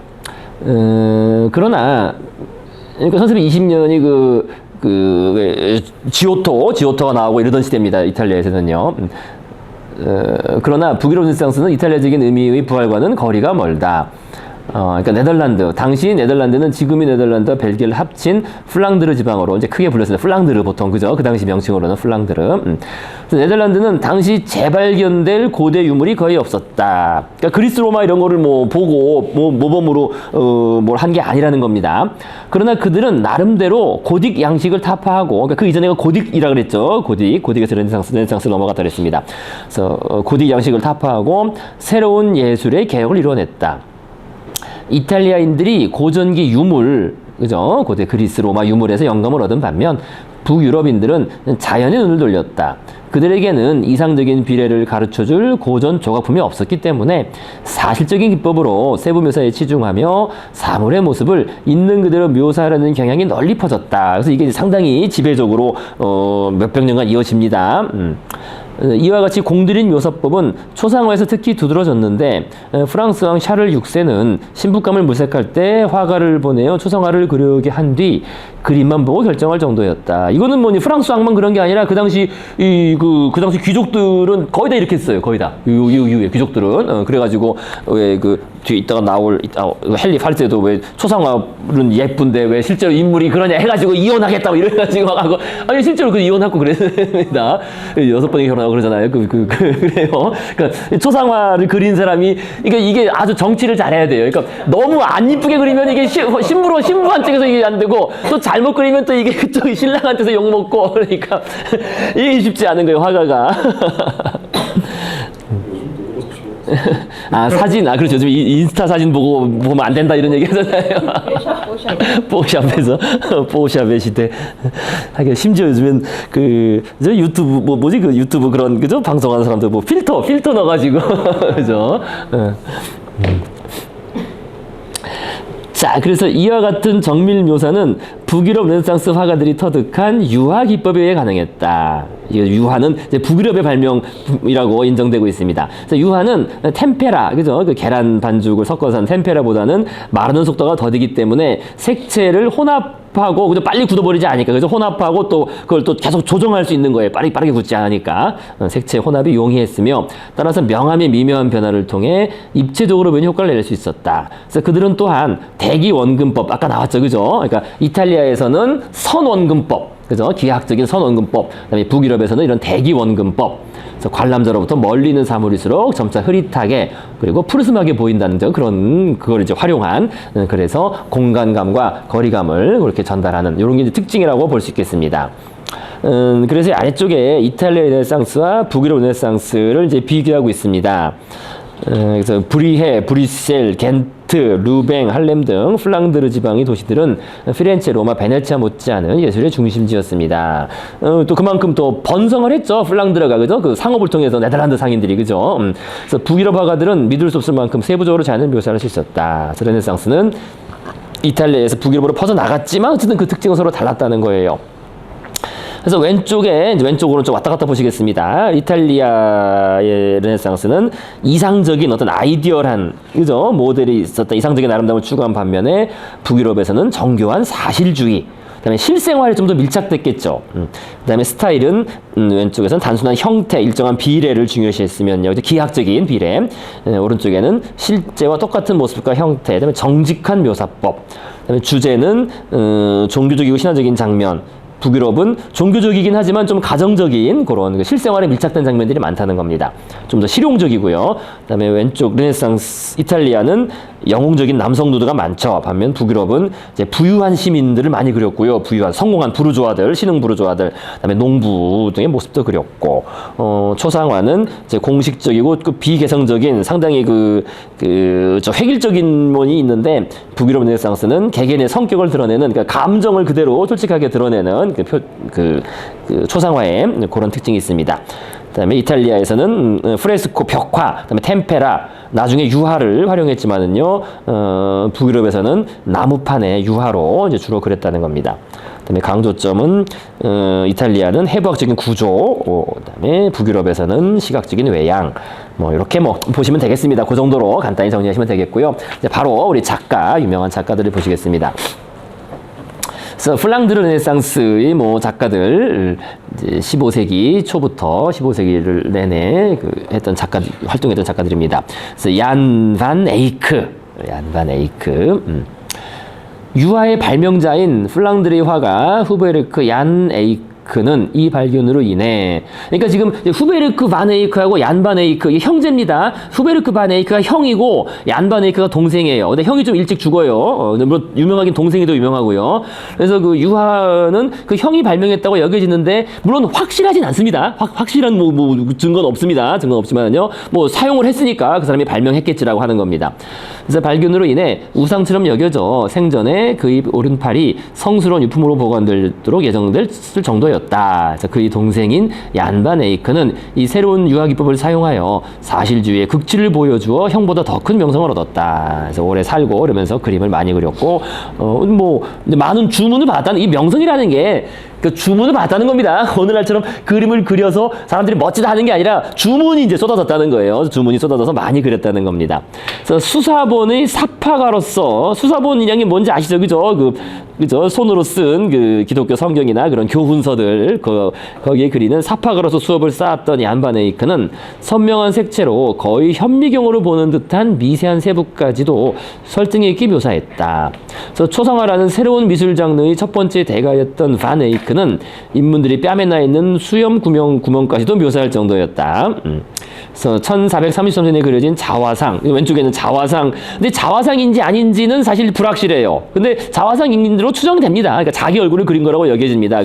이 붉은 터번을 두른 사나이, 이게 그 사람 얼굴일 것이다라고 추정을 합니다. 그래서 붉은 터번을 두른 사나이는 모델이 관찰자를 바라보고 있는 첫 번째 초상화이다. 그죠? 모델이 이제 바로 그리는 사람을 쳐다보고 있어요. 이건 물론 이제 거울을 보고 그렸겠죠. 당연히 거울 그렸겠죠.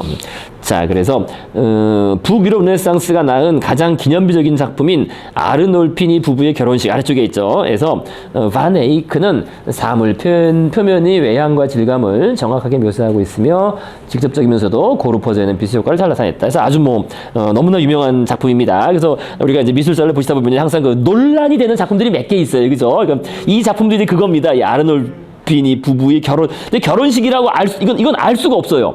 결혼식인지 약혼식인지 아니면 뭐 다른 건지 모릅니다. 모르고 그냥 그렇게 우리가 이름을 부를 뿐인데요. 그래서 이제 왼쪽 설명을 보시면 왼쪽 아래쪽에 102페이지 왼쪽 아래쪽에 얀 반 에이크 아르놀피니 부부의 결혼식인지 약혼식인지 모릅니다. 어쨌든 이건 유화의 패널화입니다. 그러니까 나무판에 그린 겁니다. 나무판에 지난번에 말씀드렸죠. 모나리자도 나무판에 그렸다고요. 그죠? 나무판에 유화로 그린 거예요. 나무판에 유화로 그린 그림입니다. 사실주의의 대가인 반 에이크는 네덜란드에 온 이탈리아 상인 아르놀피니와, 그래서 아르놀피니는 그 메디치가 아시잖아요. 메디치가의 뭐 어떤 사람은 지점장, 메디치가는 그 고리대금업을 했으니까요. 그죠? 은행 지점장의 한 명이라고 말한 사람도 있고, 아니면은 그냥 직접 그 고용된 사람은 아니지만 메디치가 거래를 많이 했던 뭐 그런 상인이라고 말하는데요. 어쨌든 아주 부유한 이탈리아 상인입니다. 그래서 피렌체 출신의 피렌체와 그 플랑드를 오가면서 그 상거래를 한 그런 상인이죠. 그래서 그 신부의 결혼식인지 뭔지 어쨌든 세밀하게 묘사하고 있습니다. 뒤의 벽에 걸린 거울에는 저 뒤에 그죠? 거울이 있죠. 동그란 거울 그죠? 그 서약의 순간이 고스란히 담겨 있고, 네. 그죠? 화가인 반 에이크 자신의 모습도 비춥니다. 이쪽에서 그리는 사람이 이제 비추고 있다는 거예요. 그 그림 속에. 좀 이따 보시겠습니다. 그래서 거울 위에는 글씨가 써 있죠. 그러니까 얀 반 에이크가 여기 있었다 하는 1433년이라고 서명이 쓰여져 있는 겁니다. 쓰여져 있는데 이는 화가가 이 결혼식을 증명하는 입회인임을 나타내는 것 아니냐. 그죠? 옛날에는 왜 결혼식에 증인이 필요하잖아요. 그죠? 증인 서명한 거 아니냐. 그다음에 그림 속에 그려진 모든 사물들이 이 그림의 주제인 결혼의 신성함을 상징하고 있다. 그래서 대낮에도 불구하고 샹들리에에 오직 하나 켜져 있는 촛불은 그리스도나 어떤 성령이 여기에, 그죠? 성령이 임하고 있음을 상징하고, 그죠? 저 위에, 그죠? 샹들리에에 왼쪽에 촛불이 하나만 켜 있죠. 왼쪽에, 그죠? 왼쪽에. 그거 이따 또 말씀드리겠습니다. 그다음에 두 사람의 신발이 벗은 이유는 성소이기 때문이며, 그러니까 그 신부의 신발은 어디 있습니까? 신부 신발. 왜? 친구 이렇게? 한가운데 빨간 거 보이세요? 한가운데 그죠? 빨간 고글 소파 밑에 그죠? 아래 그게 신부 신발입니다. 그게 신부 신발이고요. 신랑 신발은 왼쪽에 있고요. 그죠? 그래서 이제 신발을 벗고 있는 것. 그러니까 이제 서양에서는 신발을 벗지 않잖아요. 실내에서도. 근데 벗었다는 거는 이게 뭔가 성스러운 그런 장소다라는 그런 의미입니다. 신발을 벗었다는 것은 뭔가 성스러운 장소다라는 것을 의미하며, 그다음에 거울 옆에 묵주는 순결을, 그다음에 개는 서로에게 충실한 결혼 생활을 상징한다라고 이렇게 이제 간단히 이제 해설을 우리가 볼 수 있는데요. 근데 이게 이제 우리 이후 미술사가들한테 수많은 떡밥을 던져주고 있습니다. 떡밥이라는 표현 요즘 쓰더라고요. 떡밥을 물어가지고 그냥 그죠? 요즘 떡밥이라는 표현 많이 쓰더라고요. 떡밥. 이게 떡밥이 되고 이게 그럴 만한 이유가 있어요. 떡밥. 자, 그래서 이제 보시면요, 그 얀 반 에이크 그는 이제 국제 고딩 양식 옛날부터 해오던 아마 아실 겁니다. 거기서 출발했지만 자연지와 사실주로 나가면서 곧 그것에서 벗어나게 되었습니다. 특히 유화 물감을 사용하면서 전례 없는 수준의 기교를 달성한 것으로 평가됩니다. 그래서 여기 좀 전에 우리 나왔던 것처럼 이렇게 서명한 부분이 있죠, 그죠? 근데 이게 얘들은 글자 이렇게 써가지고 이게 1434년 그죠? 얀 반 에이크가 여기 있었다 서명을 이렇게 했는데요. 자, 그래서 요 그림, 요 동그란 그림이 이것도 다 세밀화가 되어 있습니다. 여기 확대했는데 확대도 잘 안 보이죠. 어쨌든 여기 신랑하고 신부가 있고, 그죠? 저쪽에 그 증인 2명 있어요, 2명. 그죠? 두 명입니다. 그래서 그 얀반 에이크하고 또 다른 사람은 누군지는 몰라요. 어쨌든 두 명입니다. 두 명이 증인처럼 거울에 비친 모습, 그죠? 비친 모습으로 있고, 그다음에 요 동그란 것도 그림이 있어요. 여기 다 그림입니다. 요거 아주 정말 세밀하게 그린 거죠. 요게 그 예수의 순환, 예수의 일생을 그린 그림입니다. 동그라미가 여기 이제 십자가에 매달린 것이고요. 그래서 요거는 요쪽은 예수가 죽는 과정, 십자가에 죽은 다음에 내리고 그런 그린 거고요. 이쪽은 예수의 삶을 그린 거예요. 이렇게 나눠져 있죠. 이렇게 다 떡밥이에요, 떡밥. 떡밥입니다. 여기 이렇게 나눠져 있고, 나눠서 예수의 삶과 죽음, 이렇게 여기 동그라미 안에 다 그려져 있다는 겁니다. 자, 그래서요, 어쨌든 그림을 보시면요, 조바니 아르놀피리는 토스카나, 피렌체 출신의 상인으로 메디치 가문과 밀접한 관련이 있었다고 합니다. 그래서 부인 이름은 조반나 체나미라고 하는데요, 이제 그것도 물론 확실치는 않아요. 이제 그 부인이 이제 아버지 아닌지 모르겠죠. 좀 이따 보시겠습니다. 어쨌든, 조반니, 그죠? 이게 이제 남성형이고, 조반나, 그죠? 같이 쓰니까요, 그죠? 조반나, 이제 체나미가 된 겁니다, 여성형으로. 자, 그런데 물론 아까 말씀드린 것처럼 결혼식일까, 약혼식일까는 알 수 없습니다. 알 수는 없어요. 뭐 얘기가 없으니까요. 자, 그 다음에 이제 이게 임신한 것처럼 보이죠? 그래서 딱 그 그림 보면요, 그죠? 신부가 이미 벌써 임신했나? 그죠? 임신해서 뭐 약혼하고 결혼하는 건가? 라고 보이기도 하지만 사실은 알 수 없어요. 임신했는지 아닌지 몰라요. 이게 잘 보시면요. 그죠? 이게 지금 손이 이 임신이 아니라 이 옷을 잡고 있는 거예요. 밑에 질질 끌리는 옷을, 그죠? 이 옷이 장난이, 다시 한번 밑에 보세요. 이 옷이, 이 신부가 입고 있는 옷이 밑에 엄청 끌리고 있습니다. 그죠? 마치 옛날 누굽니까? 야, 갑자기 생각이 나네. 마리 앙뚜아네트의 그죠? 정말 옆에 시종들이 막 셈이 막 들고 다녀야 되는, 그죠?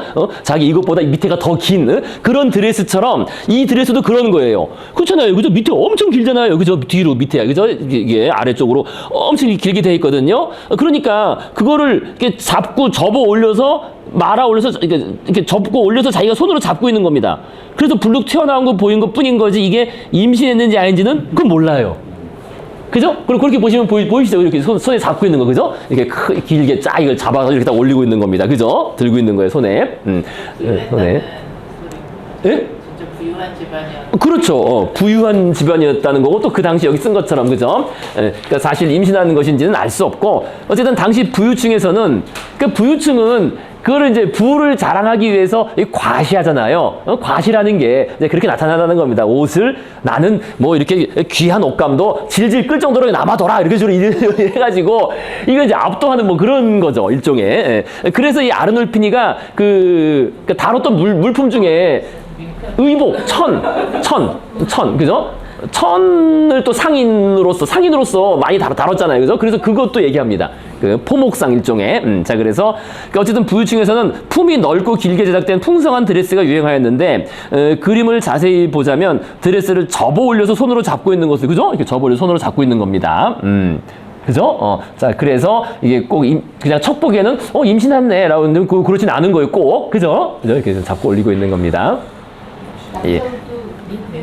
그죠? 이제 그 옷이, 그 옷 얘기가 나옵니다. 옷 얘기가 어딨나? 옷 얘기가. 옷 얘기가 여기 있죠. 그죠? 그러니까 이게 지금, 그러니까 이제 엄청 부유하다는 그 특징들이 있습니다. 그러니까 창가의 과일은 오렌지예요. 창가의 과일이 있죠. 그죠? 오렌지인데, 그죠? 오렌지가 이렇게 있는데, 근데 오렌지는 이 당시에 엄청 귀한 그 과일입니다. 이 당시에는요. 그래서 이게 부유함을 나타내요. 그래서 오렌지 자체가 당시 이 지역에서, 이 플랑드르 지역, 북쪽인 데에서 구하기 힘든 과일이었고, 근데 문제는 또 뭐냐? 지금은 겨울이라는 거예요, 겨울. 이거 다 겨울옷 입고요, 겨울옷. 그러니까 겨울에, 그죠? 그러니까 왜냐하면 이들은 겨울옷, 모피를 입고 있기 때문이다. 따라서 겨울에도 집안에 비싼 과일이 굴러다닌다는 거예요, 저게. 잠깐 이렇게 있다는 게. 이게 다 그 의미가 있는 거예요. 굴러다닐 정도로 있다는 것은 매우 부유하다는 겁니다, 이게. 그러니까 이게 참 떡밥 하나 놓고 사람들이 해석하기가 미술사가들이. 그래서 아주 뭐 과일 우린 남아둬라, 겨울에도 뭐 이런 식으로. 그래서 부유하다는 것이고요. 그래서 그 부유함의 징표들이 많이 있습니다. 그러니까 창문 위에 또 스테인드 글라스가 있어요. 그 구석에 보이세요? 그죠? 위쪽에, 그죠? 이 스테인드 글라스는 이건 가정집에서 어떻게 합니까? 이것도 부유함의 상징입니다. 스테인드 글라스, 그죠? 창문 위에 스테인드 글라스가 있고 또 가정집이에요. 그걸 모릅니다, 사실. 모르는데 어쨌든 뭐 그렇게 부유함을 나타내는 거를 그린 거죠. 그다음에 매우 화려한 카페트, 그죠? 카페트도 이쪽 부인 옷으로 연결된 부분이 좀 보이죠? 이거 엄청 바닥에, 그죠? 그 부인 신발이 있는 쪽 연결되는 부분. 이것도 이런 카페트, 그죠? 오른쪽에 침대도 있고요, 그죠? 그러니까 뭐 침대는 따로 얘기 안 했지만 침대는 뭐 부부간의 결합을 의미한다, 하나가 됨을 의미한다, 뭐 그렇게 얘기도 합니다, 그죠? 침대도 굳이 그려놓은 거는 이 두 사람이 하나가 되었다, 뭐 그런.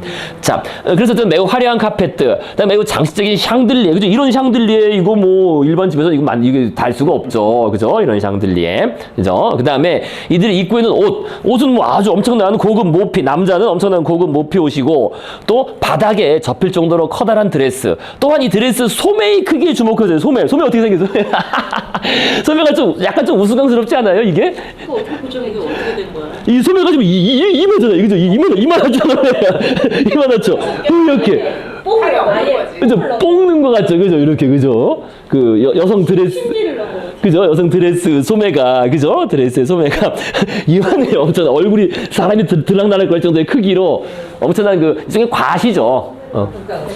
과시와 과장, 그죠? 그런 식의 유행했다는 겁니다, 드레스가. 그래서 이것은 다 모두 매우 부유하다는 것을 드러낸다는 겁니다. 딱 봐도 알 수 있겠죠. 이외에도 몇 개 있는데, 이 정도만 넣습니다. 자, 그 다음에 아까 말씀드린 것처럼 두 사람 모두 신발을 벗었다는 것은 이곳이 신성한 공간 내지는 지금 현재 약속을 하고 있는 신성한 그런 장소에 들어와 있다. 그래서 아까 말씀드린 것처럼 유럽에서는 실내에서 신발을 벗는 문화가 아니니까 신발을 벗었다는 거는 벗은 신발을 굳이 또 그려놓은 거는 이게 지금 뭔가 성스러운, 그죠? 그런 것이다. 그다음에 아까 말씀드린 개는 충직함, 즉 서로에 대한 어떤 충실과 신의를 의미한다, 이렇게 볼 수 있겠습니다. 자, 그 다음에요, 또 요 샹들리에에 하나만 켜있는 촛불은 그러니까 성령, 그래서 항상 존재하는 신의 눈, 신이 딱 여기 지금 임하고 있다, 그죠? 신이 너희들을 바라보고 있다는 것을 함께하고 있음을 의미합니다. 그 다음에 꼭 플랑드르뿐만 아니라 유럽에서는 결혼 예식에서 촛불을 이렇게 켜놓고, 그죠? 결혼 서로 언약하고 약속하고 이렇게 많이 했다는 겁니다. 그 다음에 그 거울 옆에, 동그란 거울 옆에 묵주가 있는데 묵주가 크리스탈이에요. 그냥 일반 나무 묵주가 아니라.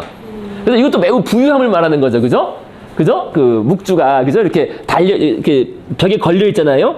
거울 옆에. 그죠? 유리로 된 묵주입니다. 이게 묵주. 그래서 이것도 엄청난 부유함을 말하는 겁니다. 부유함을 말한다는 겁니다. 자, 그런데 이제 그 정도로 끝나는 게 아니라 이제 뭐냐면은, 그런데 그 뒤에 이제 비교적 최근에 1990년대, 2000년대에 걸쳐서 이제 그 문서들이 발굴됐어요. 아르놀피니와 피렌체 가문 등등 이런 것들이, 그죠? 새로 발굴되고 하면서 이제 이게 발견됐다는 겁니다. 그러니까 아르놀피니 부부가 1447년에 결혼했다. 결혼 문서, 그죠? 결혼 문서가 발견됐어요. 그러면은 1447년은 이 그림이 그려준 후 13년이라는 거예요. 이 그림이 그린 게, 그죠? 1434년이잖아요. 그죠? 34년인데, 34년부터 13년이나 14년 뒤에 결혼했다. 그때 결혼했다. 야, 그럼 이게 좀 약혼식인가? 그럼 약혼을 13년 동안 하고 나중에 결혼했나? 이게 좀 이상하죠. 그죠? 약간 좀 어긋나고, 바네이크 사망 나중에 이제 결혼한 건데. 자, 그래서 일단, 어쨌든 결혼했다는 문서가 있으니까, 아르놀피 부부가. 그럴 문서가 있으니까, 이거는 약혼식 약혼식을 그린 거네? 라고 생각을 했는데, 근데 또 곧바로 이 조반니 이제 이 아르놀피니 그 가교 연관된 문서들이, 그죠? 다시 발굴되고 해석되면서, 근데 이 조반니 아르놀피니라는 에게는 동명의 똑같은 이름의 사촌이 있었다는 거예요. 서양 애들 이런 사람 많죠. 이름 똑같은 사람들. 그죠? 자신의 이제 가족이니까. 그러니까 이 가문은 당연히 부유한 가문 자체가 부유했겠죠. 그죠? 가문 자체가 부유했겠고, 사촌도 당연히 그 같은 업을 하면서 부유했을 겁니다. 그래서 똑같은 이름을 가진 조반니 아르놀피니가 있었다는 거예요. 그 동명의 사촌이. 그런데 그 사촌, 그래서 우리가 알고 있는 그 아르놀피니 말고 그 사촌의 아내는 이 그림이 그려진 1443년이 1년 전에 사망했다는 거예요. 그러니까 이제 이게 뭐냐. 결국 뭐냐면은, 그럼 누구를 그린 거냐. 그거부터 일종의 이제 떡밥이 된 겁니다. 이거 누굴 그린 거냐. 우리가 알고 있는 이 1447년에 이 결혼한 이 아르놀피니 부부를 그린 거냐. 아니면 이 사촌을 그린 거냐. 그러니까 이 사촌을 그린 걸 수도 있어요. 왜냐면 사촌도 부유했으니까요. 그 부유한 가문이었으니까요. 그러니까, 그죠? 그러니까 그 사촌도 이름이 똑같이 아르놀피니니까, 그죠? 그 사촌을 그린 걸 수도 있다는 거예요. 그래서 사촌과 그의 아내를 그린 걸 수도 있는데, 근데 아내는 죽었다며. 이 그림 그리기 전에 죽었다며. 아, 이거는 죽은 아내를 기리는 그림이다라는 거예요. 그래서 여기서 나온 해석이에요, 여기. 그래서 이 그림은 우리가 알고 있던 아르놀핀을 그린 게 아니라 그의 사촌 아르놀핀 부부를 그린 것이라는 해석이 등장하였고, 이 그림은 그 사촌이 자신의 죽은 부인을 1년 전에 죽은 부인을 기리기 위해서, 그리고 그 1년 전에 죽은 부인은 애를 낳다가 죽었다는 거예요. 그래서 거기 그런 게 있어요. 어디 갔지? 여기 썼죠. 그죠? 출산의 수호성인 마르가르타 상이 저 뒤에 이 침대 위쪽에, 침대 나무로 된 침대 위쪽에 그 상으로 이렇게 조각상이 있습니다. 조각상으로. 조각상이 그렇다 그래요. 마르가르타 상이라 그래요. 그게. 출산의 수호성인이라고 합니다. 그것도 있고 해서 1년 전에 이 사촌의 아내가 죽었고 그 아내를 기리는 그런 거다. 그래서 이게 이제 이 촛불, 이제 이렇게 보고 나서 또 그림을 또 해석하는 거야, 또 미술가들이. 그래서 이 촛불이 아르놀피니 쪽은 켜 있고, 이게 살아 있다는 거고, 그 오른쪽에 이게 꺼 있다는 거예요. 꺼져 있는데, 그러니까 초가 없는 게 아니라 촌농만 남은 거야. 촌농, 바로 그 샹들리에 중심의 오른쪽에 있는 거는 잘 안 보이지만은요, 촌농만 남아있어요. 이거는 왜 하필 촌농을 그렸느냐. 초를 그냥 아예 비워놓은 촛대를 그린 게 아니라 촌농만 녹아있는 걸 그린 거는 이쪽 오른쪽 사람은 생이 다 했다는 거, 죽었다는 거지. 그런 식으로 해석을 하는 겁니다.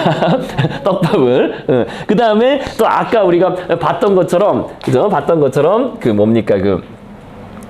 이게 이렇게 반으로 나뉘는 게, 이쪽 사람은 예수의 삶, 이 남자는 살아있는 거고, 그죠? 이 오른쪽 여자는 죽은 거고, 예수의 죽음, 그죠? 그렇게 이게 또 되는 거 아니냐라는 식의 해석이 등장을 했습니다. 해석이. 그래서 그렇게 그런 식으로 해서, 야, 이거는 그죠? 아르놀피니가 그 죽은 사촌, 우리가 알고 있는 그 아르놀피니가 아니라 사촌을 그리고 그런 거 아니냐라는 해석이 나와서, 오늘날에는 물론 알 수는 없다, 그죠? 정확한 이 그림 자체에 대한 기록은 없으니까요, 알 수는 없다라는 얘기로. 여자 이름은 안 나와요. 그러니까 아까 나온 것처럼 여자 이름은, 그죠? 조반나 채남이라고 나오는데요. 그거는 이제 이 결혼 문서에 나오는 그 부인인 거니까, 그 부인을 그린 건지 아니면 이 사촌의 아내를 그린 건지 모르죠. 그러니까 그건 뭐 나오는지 안 나오는지 모르겠습니다. 저는 모르겠는데 어쨌든 이제 그렇다는 거죠. 자, 그래서 어쨌든 미술사의 그 유명한 해석이 이제 왈가왈부하는 그런 유명한 그림이 되겠습니다. 이 그림이요. 자, 그래서 어쨌든 여기에서 이 반 에이크는 아주 세밀한 그런 묘사를 했고요. 하지만 이 반 에이크의 가장 유명한 그림은 이겁니다. 가장 유명한 그림은 이 그림은 지금 이제 이렇게 막 사람들이, 그러니까 이게 비교적 최근에 한 20년 전에 막 해석들이 왈가왈부 하면서 막 화제가 돼가지고 오늘날 또 유명해진 그런 그림이고요. 더더군다나. 그런데 실제로 제일 유명한 그림은 이거예요. 이 반 에이크의 제일 유명한 그림은 이 겐트 또는 헨트에 있는 벨기에 겐트의 바보 성당이라고 합니다. 바보 성당이라, 바보인가 뭐 어쨌든 그런 성당이라고 하는데요. 그 대성당에 있는 이 겐트 제단화가 제일 유명한 그림입니다. 이 그림 많이 보신 적 있을 거예요, 아마 보신 거 있을 겁니다, 이게. 그래서 1434년에 완성한. 그래서 이게 왜 형제냐면은 처음 그림이 시작하는 거는 형이 시작을 했는데, 형이 일찍 죽는 바람에 이제 동생인 얀 반 에이크가 마지막에 완성을 했다는 겁니다.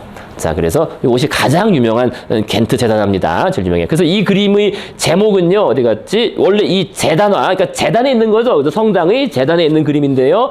재단화의 제목은 거룩한 어린 양에 대한 경배라는 그런 제목의 재단화입니다. 그래서 이렇게 보시면요, 그러니까 여기 한가운데 여기 제일 중요한 거예요. 여기 양이 있잖아요, 양, 그죠? 양이, 어린 양이 왜 희생양으로 왜 이게, 그죠? 하나님한테 바쳤다 그러잖아요. 그래서 이 그림 보면은요, 바로 그렇게 되어 있습니다. 지금 양이 있고, 양 심장에서 피가 나오고 있잖아요. 그죠? 심장에서 피가 나오고, 피를 지금 이 잔으로 받고 있습니다. 그죠? 그래서 어린 양을 이렇게 희생양으로 바친 그런 겁니다. 그래서 그다음에 이제 천사들도 재밌어요. 천사들이 날개색이 좀 달라요, 다. 그죠? 날개색도 다르고 다양한 천사들이 이렇게 둘러싸고 있고요. 또 여기 또 노래하는 천사들, 이렇게 전형적인 그죠? 북유럽적인 그런 얼굴을 아주 정말 세밀하게 묘사하고 있죠. 그죠? 이렇게, 그죠? 머리카락 하나하나까지 세밀하게 묘사하고 있는 그런 그림입니다. 자, 그래서 이 그림이 제일 유명하고요. 자, 그래서 이 그림에는 뭡니까? 이 그림이 요렇게 제가 요거 다시 실어놨습니다. 그러니까 요게 이렇게 접는 그림이에요. 접이식. 요거 아시죠? 그죠? 특히 어디 갔지? 여기. 이 플랑드르 지역의 재단화에는 이런 접이식 구조가 많습니다. 그러니까 우리가 그 베네치아에서는요, 이런 재단화가 그냥 뭐 접는 게 아니에요. 그냥 딱 들어가면은 누구나 다 볼 수 있게 아주 높고 압도적으로 딱 이런 식, 이탈리아 이 재단화는 이런 식인데요. 이 플랑드르 재단화는 그렇지가 않고, 이렇게, 그죠? 이게 펼친 겁니다. 그죠? 여기 접는 거, 여기 접이가 있어요. 그죠? 경칩이 있어가지고, 이렇게 펼치고, 접고 하는 겁니다. 그래서 이쪽에 있는 게 이게 아담이고요. 아담. 여기에 이브입니다. 이브. 여기에 써 있어요. 아담하고 이브라고.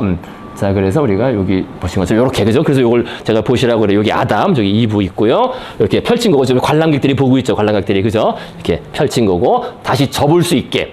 그래서 여기 반 에이크의 가장 유명한 작품입니다. 그래서 요거 이제 접은 그림이에요, 요게. 요거를 이렇게 접으면은 이렇게 밖에도 그림이 있어요. 접은 상태에도 그림이 있어요. 접은 상태에도. 그래서 요거는 이게 수태고지죠. 그죠? 여기 천사 가브리엘이 와가지고 성모 마리아한테 신이 잉태했다라고 알려주는 수태고지, 그죠? 임신했음을 알리는 수태고지 장면이 그려져 있고요. 이제 요거는 뭔지 아시겠죠? 이 사람들은 이 왼쪽 있는 이 오른쪽 이 사람 누굽니까? 요거는? 네? 이 사람과 이 사람은? 이 누군지? 네? 이 사람하고 이분하고 이분. 이 돈을 낸 사람이죠. 이 기부자. 다 이게 시주한 사람, 불교식으로 시주. 다 옛날에 그죠? 그랬잖아요, 그죠? 그러니까 이거 엄청난 부자인 거예요. 딱 봐도 엄청난 부자니까 이거 낸 거지. 돈이 엄청난 돈 냈을 거 이거, 그죠? 딱 이때 그려주는 거예요, 시주자도 이렇게 딱 이 사람들이 시주. 그러니까 늙은 아주 나이 많은 상인 부부 아니에요, 그죠? 상인 부부가 딱 시주를 하고 그걸 돈 받아서 딱 이 그린 거 이거 딱 넣어준 겁니다. 그래서 나중에 어떻게 이 사람들은 죽어서 천당 가서도 제가 이거 했습니다. 그래, 니들 통과 이런 식으로 된 겁니다. 그래서 이렇게 항상 들어가 있어요. 이렇게 시주자가, 그죠? 시주자 있고 이렇게 접은 거고, 이걸 다시 이렇게 펼치는 그런 식 구조가 많습니다. 플랑드르에 정말 많아요. 우리가 뭐 나중에 보시겠지만 루벤스가 그린, 그죠? 플란다스의 개 나오는 그 그림도 이게 접은 거예요. 나중에 플란다스의 개 그 만화 영화에 나오는 거 보시겠습니다. 그것도 유명한 그림이죠. 자, 그래서 이것이 가장 유명한 작품입니다. 그래서 이게 어쨌든 그러니까 이게 이제 성부를 그린 거 아니에요. 일종의 하느님을 그린 건데, 이게 아직은 종교개혁 전이라서 그렇죠. 그죠? 종교개혁 전이니까 이렇게 하느님의 얼굴을 직접 막 그리는 거야. 근데 이제 종교개혁 이후에는 이제 난리가 나는 거죠. 이거 그릴 수 없게 되는 거예요. 그죠? 신의 얼굴을 그리는 건 이거는 우상숭배다 해가지고, 그죠? 그래서 엄청난 또, 문제가 생기는 겁니다. 그러니까 미술가들이 한마디로 먹고 살기 힘들어졌어요. 그다음부터는. 그래서 이제 다른 걸 그리는 게 바로 정물화입니다. 정물화. 네덜란드 정물화가 아주 많이 나온 거예요. 그래서 신의 얼굴을 못 그리니까 정물화가 나오는 겁니다. 자, 이제 그다음 이제 또 가시겠습니다. 이거 시간이 좀 있죠. 요거까지 좀 볼 수 있겠습니다. 자, 그래서요, 얀 반 에이크 를 받고, 그 다음에 이제 103페이지 오른쪽에 아주 또 문제적 작가라고 하는, 이 문제적 작가입니다. 문제적 작가. 보스가 나왔습니다. 이름이 보스 또는 보쉬라는 발음이 맞을 것 같은데, 보쉬, 그죠? 쉬. 이게 네덜란드식 발음이기 때문에 그 발음을 정확히 저도 모릅니다. 네덜란드식 발음이니까요. 근데 보쉬가 되겠죠. 비오쉬, 그죠? 보쉬. 이렇게 될 것 같은데, 보스라고 되어 있습니다. 20세기, 여기 바로 이제 영향을 직접 주기 때문에 이게 아주 문제적 작가가 되는 거예요. 20세기 초현실주의자들이, 그죠? 20세기 초현실주의자들, 달리, 살바도르 달리라든지 이런 사람들이 왜 네덜란드의 화가인 히에로니무스 보스를, 이거 500년 전 사람인데요. 그죠? 500년 전 사람인데, 이 사람들이 왜 이 보스를 자신들의 수호자로 떠받들었는지 그의 작품을 보면 금방 이해할 수 있다. 그러나 현대의 작가들이 탐색했던 불합리한 꿈의 이미지도 보스의 기괴한 상상력에는 미치지 못했다. 어쨌든 평가가 대단하죠. 그죠? 그래서 보스의 교훈적인 그림들은 죄인에게 주어지는 형벌을 독창적인 방식으로 묘사하고 있다. 반인반수의 잡종 괴물 같은 그로테스크하고 환상적인 이미지들이 기괴하고 혼란스러운 풍경 속에 존재한다. 비록 현대의 미술사가들이 그 속에 숨겨진 의미를 완전히 해독하고 있지는 못하지만, 보스가 악마에게 유혹당한 타락한 인간들은 그 대가를 치러야 한다고 믿었던 것은 확실하다. 자, 이제 요런 요런 얘기가 이제 슬슬 이제 왜 나옵니까? 뭔가 이제 슬슬 이제 혼란한 시기가 어떤 그런 바탕이 되고 있다는 거예요. 슬슬 살짝 그런 얘기가 이제 시작되고 있습니다. 그 흑사병 이후에 그죠? 이런 혼란상이 이제 반영되고 있는 건데 점점. 자, 그래서 보스의 그림이 이제 왼쪽 위에 있습니다. 그죠? 보스, 뭐, 쾌락의 정원. 그래서 뭐, 1500년이라고 하지만 정확한 연대는 몰라요. 모르고, 어쨌든, 스페인에 지금 현재 있습니다. 그래서 보스는 이 그림을 쾌락의 위험성을 경고하기 위한 풍자로 제작했을 것이다. 이와 같은 환상적인 장면들로 인해 보스는 초현실주의의 선구자로 불리는 정말 뭐, 단순한 선구자가 아니라 정말 오히려 오늘날의 초현실주의자들이 이 사람을 못 따라간다고 할 정도의 500년 전에 그런 아주 그 상상력을 보이고 있습니다. 자, 그래서요, 문제적 작가입니다. 말 그대로 오늘날에 문제가 되고 있는 문제적 작가 히에로니무스 보스. 물론 당연히 기독교적인 베이스가 있죠. 그래서 죄와 징벌, 선과 악, 인간의 악덕과 광기 등을 주제로 하는 상상화를 주로 그렸다. 그러니까 이 사람은 직접 정물화를 그린 게 아니에요. 어떤 보고, 초상화, 정물 이런 그린 게 아니라 상상으로 그렸습니다. 그래서 초현실주의 영향을 많이 준 거예요. 그래서 지금 이제 우리가 보시게 될 그림, 지금 아까 나와 있던 그 그림인데요. 이것도 3단 재단합니다. 이게 지금 접힌 그림이에요. 접힌 겁니다. 요거 앞에 보시면요, 그죠? 이렇게 지금 접혀 있는 거고, 요거를 이렇게 펼치면 되는 겁니다. 펼치면 되는 건데, 근데 벌써 접혀 있는 그림도 좀 심상찮죠, 그죠? 접혀 있는 것도 우리가 아까 봤던 일반적인 뭐 이런 식의 접혀 있는 그림이 아니라, 그죠? 이 뭔가 심상찮아요, 접혀 있는 것도. 그래서 이게 뭔가 천지 창조 모습 같기도 하고, 그죠? 보통 그렇게 봅니다, 그죠? 우리 우주와 이 세계가 기원하게 된 그 이전 천지 창조가 되기 전 그런 모습 아니겠느냐라고 이제 상상을 하는데요. 정확히 무엇을 그린지는 모릅니다. 뭘 그린지 모르고요. 그래서 이 보스는 참 수수께끼에 쌓인 사람이에요. 그 생애나 이런 것도 잘 알려지지 않고요. 그 언제 자기가 그렸다 이런 거를 또 서명 같은 걸 안 했어요. 언제 그렸는지를 기록 안 했습니다. 그래서 누가 언제 왜 주문했는지 알려지지 않습니다. 정확한 저장 전에도 사실 없습니다. 자, 그래서 어쨌든 이 3단 재단한데 스페인에 남아있는 해서 요걸 이렇게 딱 펼치면요, 이런 그림이 나옵니다. 펼치면요, 지금 이렇게 3단이죠, 그죠? 1단, 2단, 3단, 그죠? 3단 그림이 나와서요. 그래서 각 그림의 제목이 있습니다. 제목이. 그러니까 왼쪽은 에덴. 붙인 겁니까?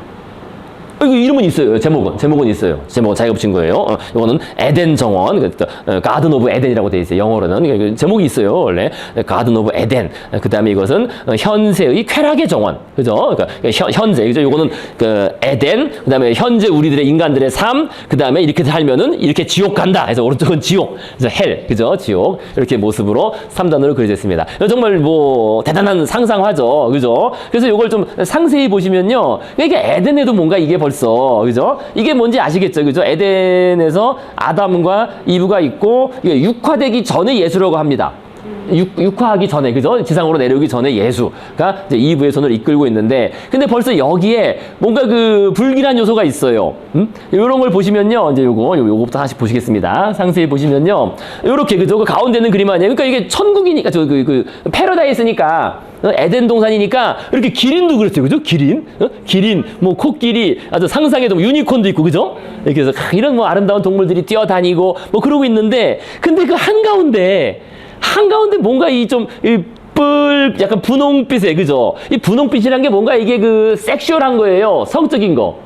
사실 그렇게 해석해요, 그죠? 그 이미지가 분홍빛이라는 게 섹슈얼한 성적인 그런 이미지적인 색이라는 거예요. 그래서 그 안에 올빼미가 있습니다. 그래서 에덴 정원을 확대한 것. 한가운데 어두운 곳에 올빼미가 있는데 벌써 그 에덴에 이 에덴을 그린 건데, 그죠? 이게 에덴인데 한가운데 올빼미의 검은 것과 어떤 이 성적인 그런 욕망 같은 것이 있다는 거야. 이게 벌써 이게 이브가 탄생함으로부터, 그죠? 그래서 벌써 여기 보시면요, 이렇게 그것도 뭐 스물스물 이런 좀 흉한 것들이 나와요. 흉한 것들이 벌써, 그죠? 나오지 막 가고 있죠, 그죠? 이렇게. 그래서 벌써 여기에서 뭔가, 그죠? 여기 벌써 에덴 동산에 이미 그 원죄의 씨앗 가능성이 존재하고 있다는 그런 암시로 오늘은 해석한다는 겁니다. 그래서 보스는 이브가 생겨남으로부터, 즉 인간의 모든 죄는 어떤 유격으로부터 생겨나는 것이라고 여겼다고 해석을 또 많이 합니다. 그래서 요게 이제 바로 좀 전에 보신 것처럼 지금 이게 자라나서 이 현세의 이런 기도, 이 색깔이 같잖아요, 그죠? 어떤 그 욕망의 그런 것들이 막 피어났다는 거예요. 욕망으로 피어나고 그 욕망이 이런 다양한 사람들의 그 쾌락의 정원이 만들어졌다는 겁니다. 그렇게 연결해서, 그죠? 이게 이미 에덴의 동산에 그런 씨앗이 뿌려졌다. 원죄, 우리 인간은 원죄를 지을 수밖에 없는 존재다. 그러니까 사실 상당히 좀 이게 비관적이고 그 비관적인 그런 그게 있어요. 그러니까 인간은 원죄를 피할 수가 없고 사실 그렇잖아요. 기독교에서 원죄를 피할 수가 없죠, 그죠? 원죄를 피할 수가 없고 그 원죄는 여기서 비롯된 에덴에서 비롯된 것이고 그래서 우리는 결국 지옥에 갈 수밖에 없다는 게 지옥밖에 안 그린 거죠. 천국을 안 그렸죠. 죽으면은 지옥을 가고 천국 가는 건데 천국은 여기 살짝 빛으로 좀 묘사만 했을 뿐이고 따로 안 그렸습니다. 자, 그래서요, 이제 그 다음 또, 상세히 보시면요, 요게 이제 에덴이고요. 여기 이제 그 현세의, 그죠? 오늘날 우리가 살고 있는 쾌락의 정원을 확대한 겁니다. 해서, 이렇게 정말 수많은 남녀가 벌거벗은 채 막 이래저래 이제 하고 있는데, 그죠? 뭐, 대충, 요 정도 보시겠고요. 그래서 이렇게 보시면요, 여기 좀 더 상세하게 하면, 아래쪽에 있는 그림을 상세하게 확대한 거죠. 그래서, 그러니까 요런 거 보시면요, 여기, 그죠? 먼저 요걸 보실까요? 여기 어디 갔지? 요거. 그러니까 여기 주로 많이 나오는 게 과일 이런 게 많이 나요. 과일. 그죠? 큰 과일. 그죠? 과일이 막 크고 이렇게 이런 게 더 과일 나오잖아요. 과일. 또 생선, 뭐 조개 이런 게 많이 나옵니다. 과일, 뭐 생선. 그죠? 어디 생선이 어디 있나? 생선 많이 나오죠, 생선. 그죠? 생선이 많이 나와요, 의외로. 생선, 뭐, 조개, 뭐, 등등 많이 나오는데, 그것은 다 뭐냐면은, 모두 욕정, 어떤 탐욕을 상징한다는 겁니다. 그래서, 더 큰 어떤 욕망, 이게 과일을 크게 그린 거는, 인간은 끊임없이 더 큰 그 욕망을 추구한다. 그래서 여기 쓴 것처럼, 온통 젊은 남녀들이 나체로 서로를 희롱하면서 즐기는, 그게 이제 쾌락의 정원인 거예요. 이렇게 즐기고 있는 거예요. 그죠? 그래서 온갖 더 큰 쾌락, 더 큰 어떤 물고기, 더 큰 과일, 이렇게 먹고 더 추구하고 하는 게 그런 모습이라는 겁니다. 그러면서요, 여기 보시면요, 이렇게, 그죠? 남녀가 막 얽혀가지고, 위에 올빼미가 이제 그 얼굴을 완전히 가리고 있죠. 그러니까 올빼미는 맹인을 상징하거든요. 그러니까 쾌락의 눈이 멀었다 그런 얘기예요. 그죠? 쾌락의 눈이 멀어서 이 손 저 손으로 과일 붙잡고 쾌락적인 욕망을 추구한다. 그 다음에 이런 유리가 많이 등장하는데, 유리 같은 게, 그죠? 유리가 많이 등장합니다. 그것은 이제 쾌락은 유리처럼 쉽게 깨진다. 뭐 그런 의미라고 볼 수 있습니다. 어쨌든 그래서 정말 쾌락의 정원이에요. 그죠? 온갖 남녀들이 벌거벗고서 계속 어떤 그 유욕과 쾌락, 그죠? 탐닉하고 있습니다. 탐닉하고 있습니다. 이렇게, 그죠? 하고 있고요. 그 다음에, 이렇게, 그죠? 그러니까, 항상 더 보다 큰 생선, 그죠? 보다 큰 과일, 뭐 이렇게 뭐 아예 꽃을 뒤집어 쓰고 있고, 이렇게 다 눈 멀었죠, 이 사람들도. 그래서 끊임없이 더 큰 쾌락을 추구한다는 의미가 되겠고요. 이렇게, 이 지금 여성들은, 그죠? 이미 쾌락의 지배를 받고 있다는 거예요. 머리 위에 과일이 있다는 거는, 그죠? 쾌락에 난 완전 젖어 있다. 그런 의미인데, 그럼에도 불구하고 또 다른 사람이 주는 걸 막 받으려고, 그죠? 즉, 이미 쾌락의 지배를 받고 있음에도 끊임없이 색다른 지배를 원한다. 그죠? 그런 걸로 우리가 해석을 하고 있습니다. 자, 그리고요, 이제 요 정도가 아니라 특히 이제 후세, 그 초현실주의자들의 영향을 준 거는 요 지옥편이에요. 지옥편. 그래서 지옥편을 아까 이 그림이 길었죠. 그것을 4개로 잘라가지고 확대를 했습니다. 그래서 위쪽에 있는 그림. 그러나 이제 결국 저런 세상이 끝나고 이런 지옥, 그죠? 지옥에 막 군대가 지금 밀려오고 있고, 그죠? 강을 건너고 있고, 여기 살짝 구원의 빛을 의미하는 듯 하지만요. 천국은 요 정도밖에 안 나와요. 요 정도만 돼 있고. 자, 그다음에 좀 더 자세히 보면 이런 거 보시면 정말 이거는 요 그림하면 유명할 겁니다. 이 이미지는. 그래서 좀 보신 적 있으시죠? 어디선가 뭐 최근에 어떤 이미지로 막 이렇게 디지털 이미지로 나오는데요.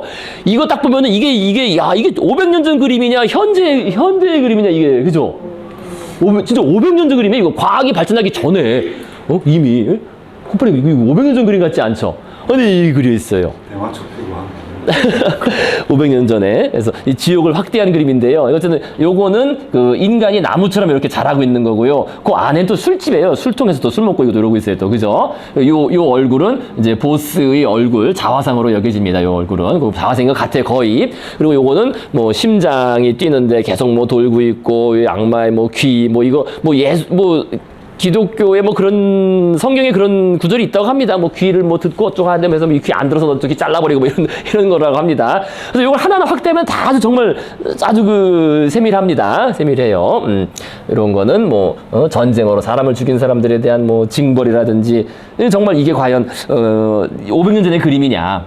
그래서 하나하나 보시면 재밌는데 뭐 다 일일이 얘기할 수는 없겠고요. 찾아보도록 하시고 또 이런 것도 그 다음 그 위에 또 그 아래입니다. 저 위에부터 내려 이런 거 보면 정말 과연 500년 전 그림이나 하고 싶죠, 그죠? 그러니까 여기 지금 그죠? 먹고 또 싸고 있어요. 바로 먹은 다음에 그 인간을 싸고 있죠. 지금 그죠? 이 인간을 먹고 인간을 싸고 있는 거예요. 아래로 배설하고 있는 거예요. 먹고 싸고 있는 겁니다. 여기 좀 재밌어요. 이 스케이트 타고 있는데 여기 플랑드르 지방에서 스케이트가 있어가지고 그런가 봐요. 뭔가 스케이트를 뭔가 타고 있고 이게 뭔지는 모르지만 어쨌든 이런 식으로 그다음에 여기 이렇게 악기 그죠? 여기 쓴 것처럼 즐거움을 주는 악기가 오히려 고문에 사용되고 있습니다. 이렇게 그죠? 악기가 고문에 사용되고 있고 어쨌든 이러한 그죠? 악기가 고문 틀로 사용되고 있죠. 틀로. 참 기괴한 그림입니다. 어쨌든 하나하나 뜯어보면은요 참 재미있어요. 그 상상력이라는 게 재밌습니다. 자, 다 어쨌든 뭐 의미가 있어요. 하나하나 어떤 그 잘못에 대한 그런 징벌적인 의미로 다 이렇게 작성이 된 그려진 겁니다. 자, 그다음에 이 정도 보면 정말 이게 과연 500년 전 그림이라 생각을 할 수 있죠. 그죠? 이런 거 보시면 이건 거의 로봇 아니에요? 오늘날 그죠? 그죠? 오늘날에 그죠? 이런 거 이 500년 전 그림인지. 그죠? 그래서 이건 맨 아래쪽에 있는 건데, 이렇게. 그죠? 그러니까 이게 지금 이 도박한 놈들 다 지옥 간다 얘기예요. 도박. 이 도박입니다. 도박이. 주사위. 여기 트럼프 이거 도박한 손. 이거 모두 박아버리고 그죠? 십자가처럼 그죠? 도박 못하게. 그런 겁니다. 이 도박. 근데 이 보스 자신이 술과 도박을 좋아했다 그래요. 그러니까 나는 저기 뭐야 아까 나온 것처럼 자기 뱃속에 술집이 있고 말이야. 그죠? 자기가 난 지옥 갈 거야. 뭐 그런 겁니다. 난 도박 좋아해. 이렇게 된 겁니다. 그죠? 그다음에 이 토끼는 그러니까 자신을 사냥한 그러니까 토끼는 우리가 인간이 토끼를 사냥하잖아요. 그 사람들도 벌 받는다. 토끼한테 벌 받는다. 토끼가 지금 막 인간 지지고 있는 거예요. 토끼가 거꾸로 인간 지지고 있고 뭐 그런 모습들입니다. 그다음에 여기 이렇게 그죠? 뭐 수녀 복장을 한 뭐 돼지와 뭐 그죠? 이렇게 뭐 하고 있고 자 이런 거 보면 정말 이게 과연 500년 전인지 그죠? 그래서 아까 그런 얘기 나온 겁니다. 20세기 초현실주의자들이 이 사람 못 쫓아간다라는 이 그림 말고도 또 다른 그림도 또 있어요. 아주 정말 기괴한 상상력이 정말 오늘날 그런 걸 능가하는 그런 아주 정말 이름을 이제 그로테스크하다고 하죠. 이런 게, 그죠? 이런 그로테스크한 그림을 그렸습니다. 자, 그래서요, 이제 그로테스크라는 용어, 요 단어는 이제 자주 나오니까요. 아이고, 시간상 요 단어 하나만 이해하고 오늘 마무리 하시겠습니다. 이제 우리가 이런 걸 이제 표현할 때 아주 그로테스크한, 아까 나왔어요. 그로테스크. 자, 그로테스크라는 단어를 우리가 많이 쓰는데요. 들어보셨죠? 그로테스크. 그죠? 그로테스크라는 단어는, 원래는 이제, 그로토와, 에스크, 스럽다, 동굴스럽다.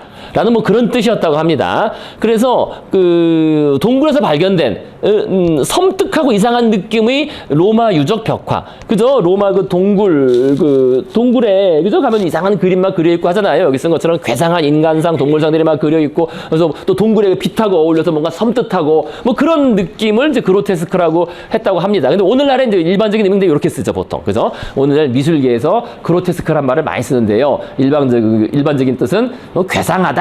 괴상망측하다. 한마디로 좀 망측하다. 그죠? 이런 거 보면 망측하잖아요. 그죠? 뭐 이렇게 수녀 복장에 돼지가 이렇게 하고 있고, 좀 망측한 것들. 그죠? 아까 뭐 이런 거, 그죠? 사람 먹고 또 그대로 바로 싸고 있고, 이 망측한, 그죠? 망측하고 기괴한, 그죠? 괴이하고 기이하고 흉측하고 우스꽝스럽고, 엽기적이다. 이런 표현도 씁니까? 그죠? 엽기적?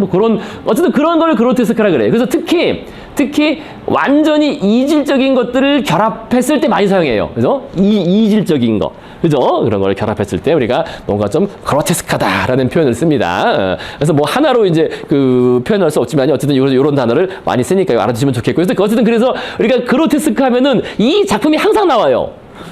전형적인 패러다임으로 그로테스크, 이게 바로 그로테스크한 거다. 그로테스크. 딱 보면은 좀 이상하지? 이게 괴물인가? 인간인가? 괴물인가? 싶을, 이 이미지 보신 적 있으시지 않으세요? 요거? 이것도 많이 나오는 유명한 이미지입니다. 요것도 사실은 그 당시 화가가 그린 거예요. 네덜란드 화가, 그 당시, 그죠? 보스랑 비슷한 시기에 그렸던 거잖아요. 1513년에, 그죠? 그래서, 딱 보면은, 이게 여자나 남자냐? 외계인이냐? 그죠? 이 남자가 여장한 거 아니야? 외계인이야? 이거 뭐야? 그죠? 근데 이게, 가슴 있는 거 보면 여성이고, 그죠? 여성, 늙은, 할머니 같은데, 뭐냐? 뭔가 좀 그로테스크하다는 거예요. 기괴하다, 그죠? 물론 이것은, 일부러 이렇게 여러 가지를 결합해서 그린 건 아니고 원래 초상화라 그래요. 원래 이런 노인의 초상화를 그린 거라고 합니다. 그러니까 이거는 파제병이라고 하는 이 뼈가 가라앉는, 이게 뼈가 가라앉았다는 거예요. 이게 두개골 이런 게. 이게 원래 이런 게 아니라 그죠? 좀 뼈가 가라앉고 이렇게 돼서 나이든 실제 노인 할머니 초상화로 추정됩니다. 그래서 어쨌든 유명한 그림에 이게 우리가 그로테스크가 항상 나오는. 근데 어쨌든 이 할머니가 그럼 부자였겠느냐 가난했겠느냐? 당연히 부자였겠죠. 그러니까 이렇게 아주 그죠 늙고 자신은 병들고 이렇게 좀 하지만은 화려한 복장을 입고 말이야 나름 젊은 티 내면서 말이에요, 그죠? 이렇게 이 초상화를 부탁해가지고 그린 거예요. 근데 이제 뭐 일반 사람들이 보기에는 좀 기괴하다, 망측, 에이 뭐 노인네가 나이 들어서 망측하게 뭐냐 이런 건데 그죠? 망측스럽다 그런 거지만 어쨌든 뭐 실제 초상화로 추정됩니다. 이게 단순히 괴물을 그린 게 아닙니다. 그래서 우리가 그로테스크라 그럴 때 항상 요게 같이 나오는 그런 그림이니까요. 또 그리고 이 그림도 지금부터 500년 전에 아까 이 보스의 그림과 같은 시대에 나왔던 그런 그림이다. 그래서 이런 이미지를 좀 알아두시면은 우리가 이 일반 대중문화에서도 많이 나옵니다. 아까 말씀드렸죠. 이런 요거는 대중문화에 정말 많이 나오는 이미지예요. 요거 많이 나옵니다. 요거 우리 대중문화에서도 많이 활용. 요 사람 얼굴부터 기억하면 아실 거예요. 요거 이거 그 그림이네. 많이 활용되고요. 또 그다음에 아까 봤던 것처럼 그죠? 뭐 이런 그림도 많이 나옵니다. 그로테스크 할 때. 그래서 히에로니무스 보시의 그림에까지 일단 보실 수 있겠습니다. 자, 오늘 여기까지 일단 하도록 하시겠고요. 다음번에 계속 이어서 이제 브레헬 뭐 등등 또 유명한 홀바인 뒤로 이렇게 또 이어지겠습니다. 자, 오늘 여기까지 하시겠습니다. 수고들 많으셨습니다. 네, 고맙습니다.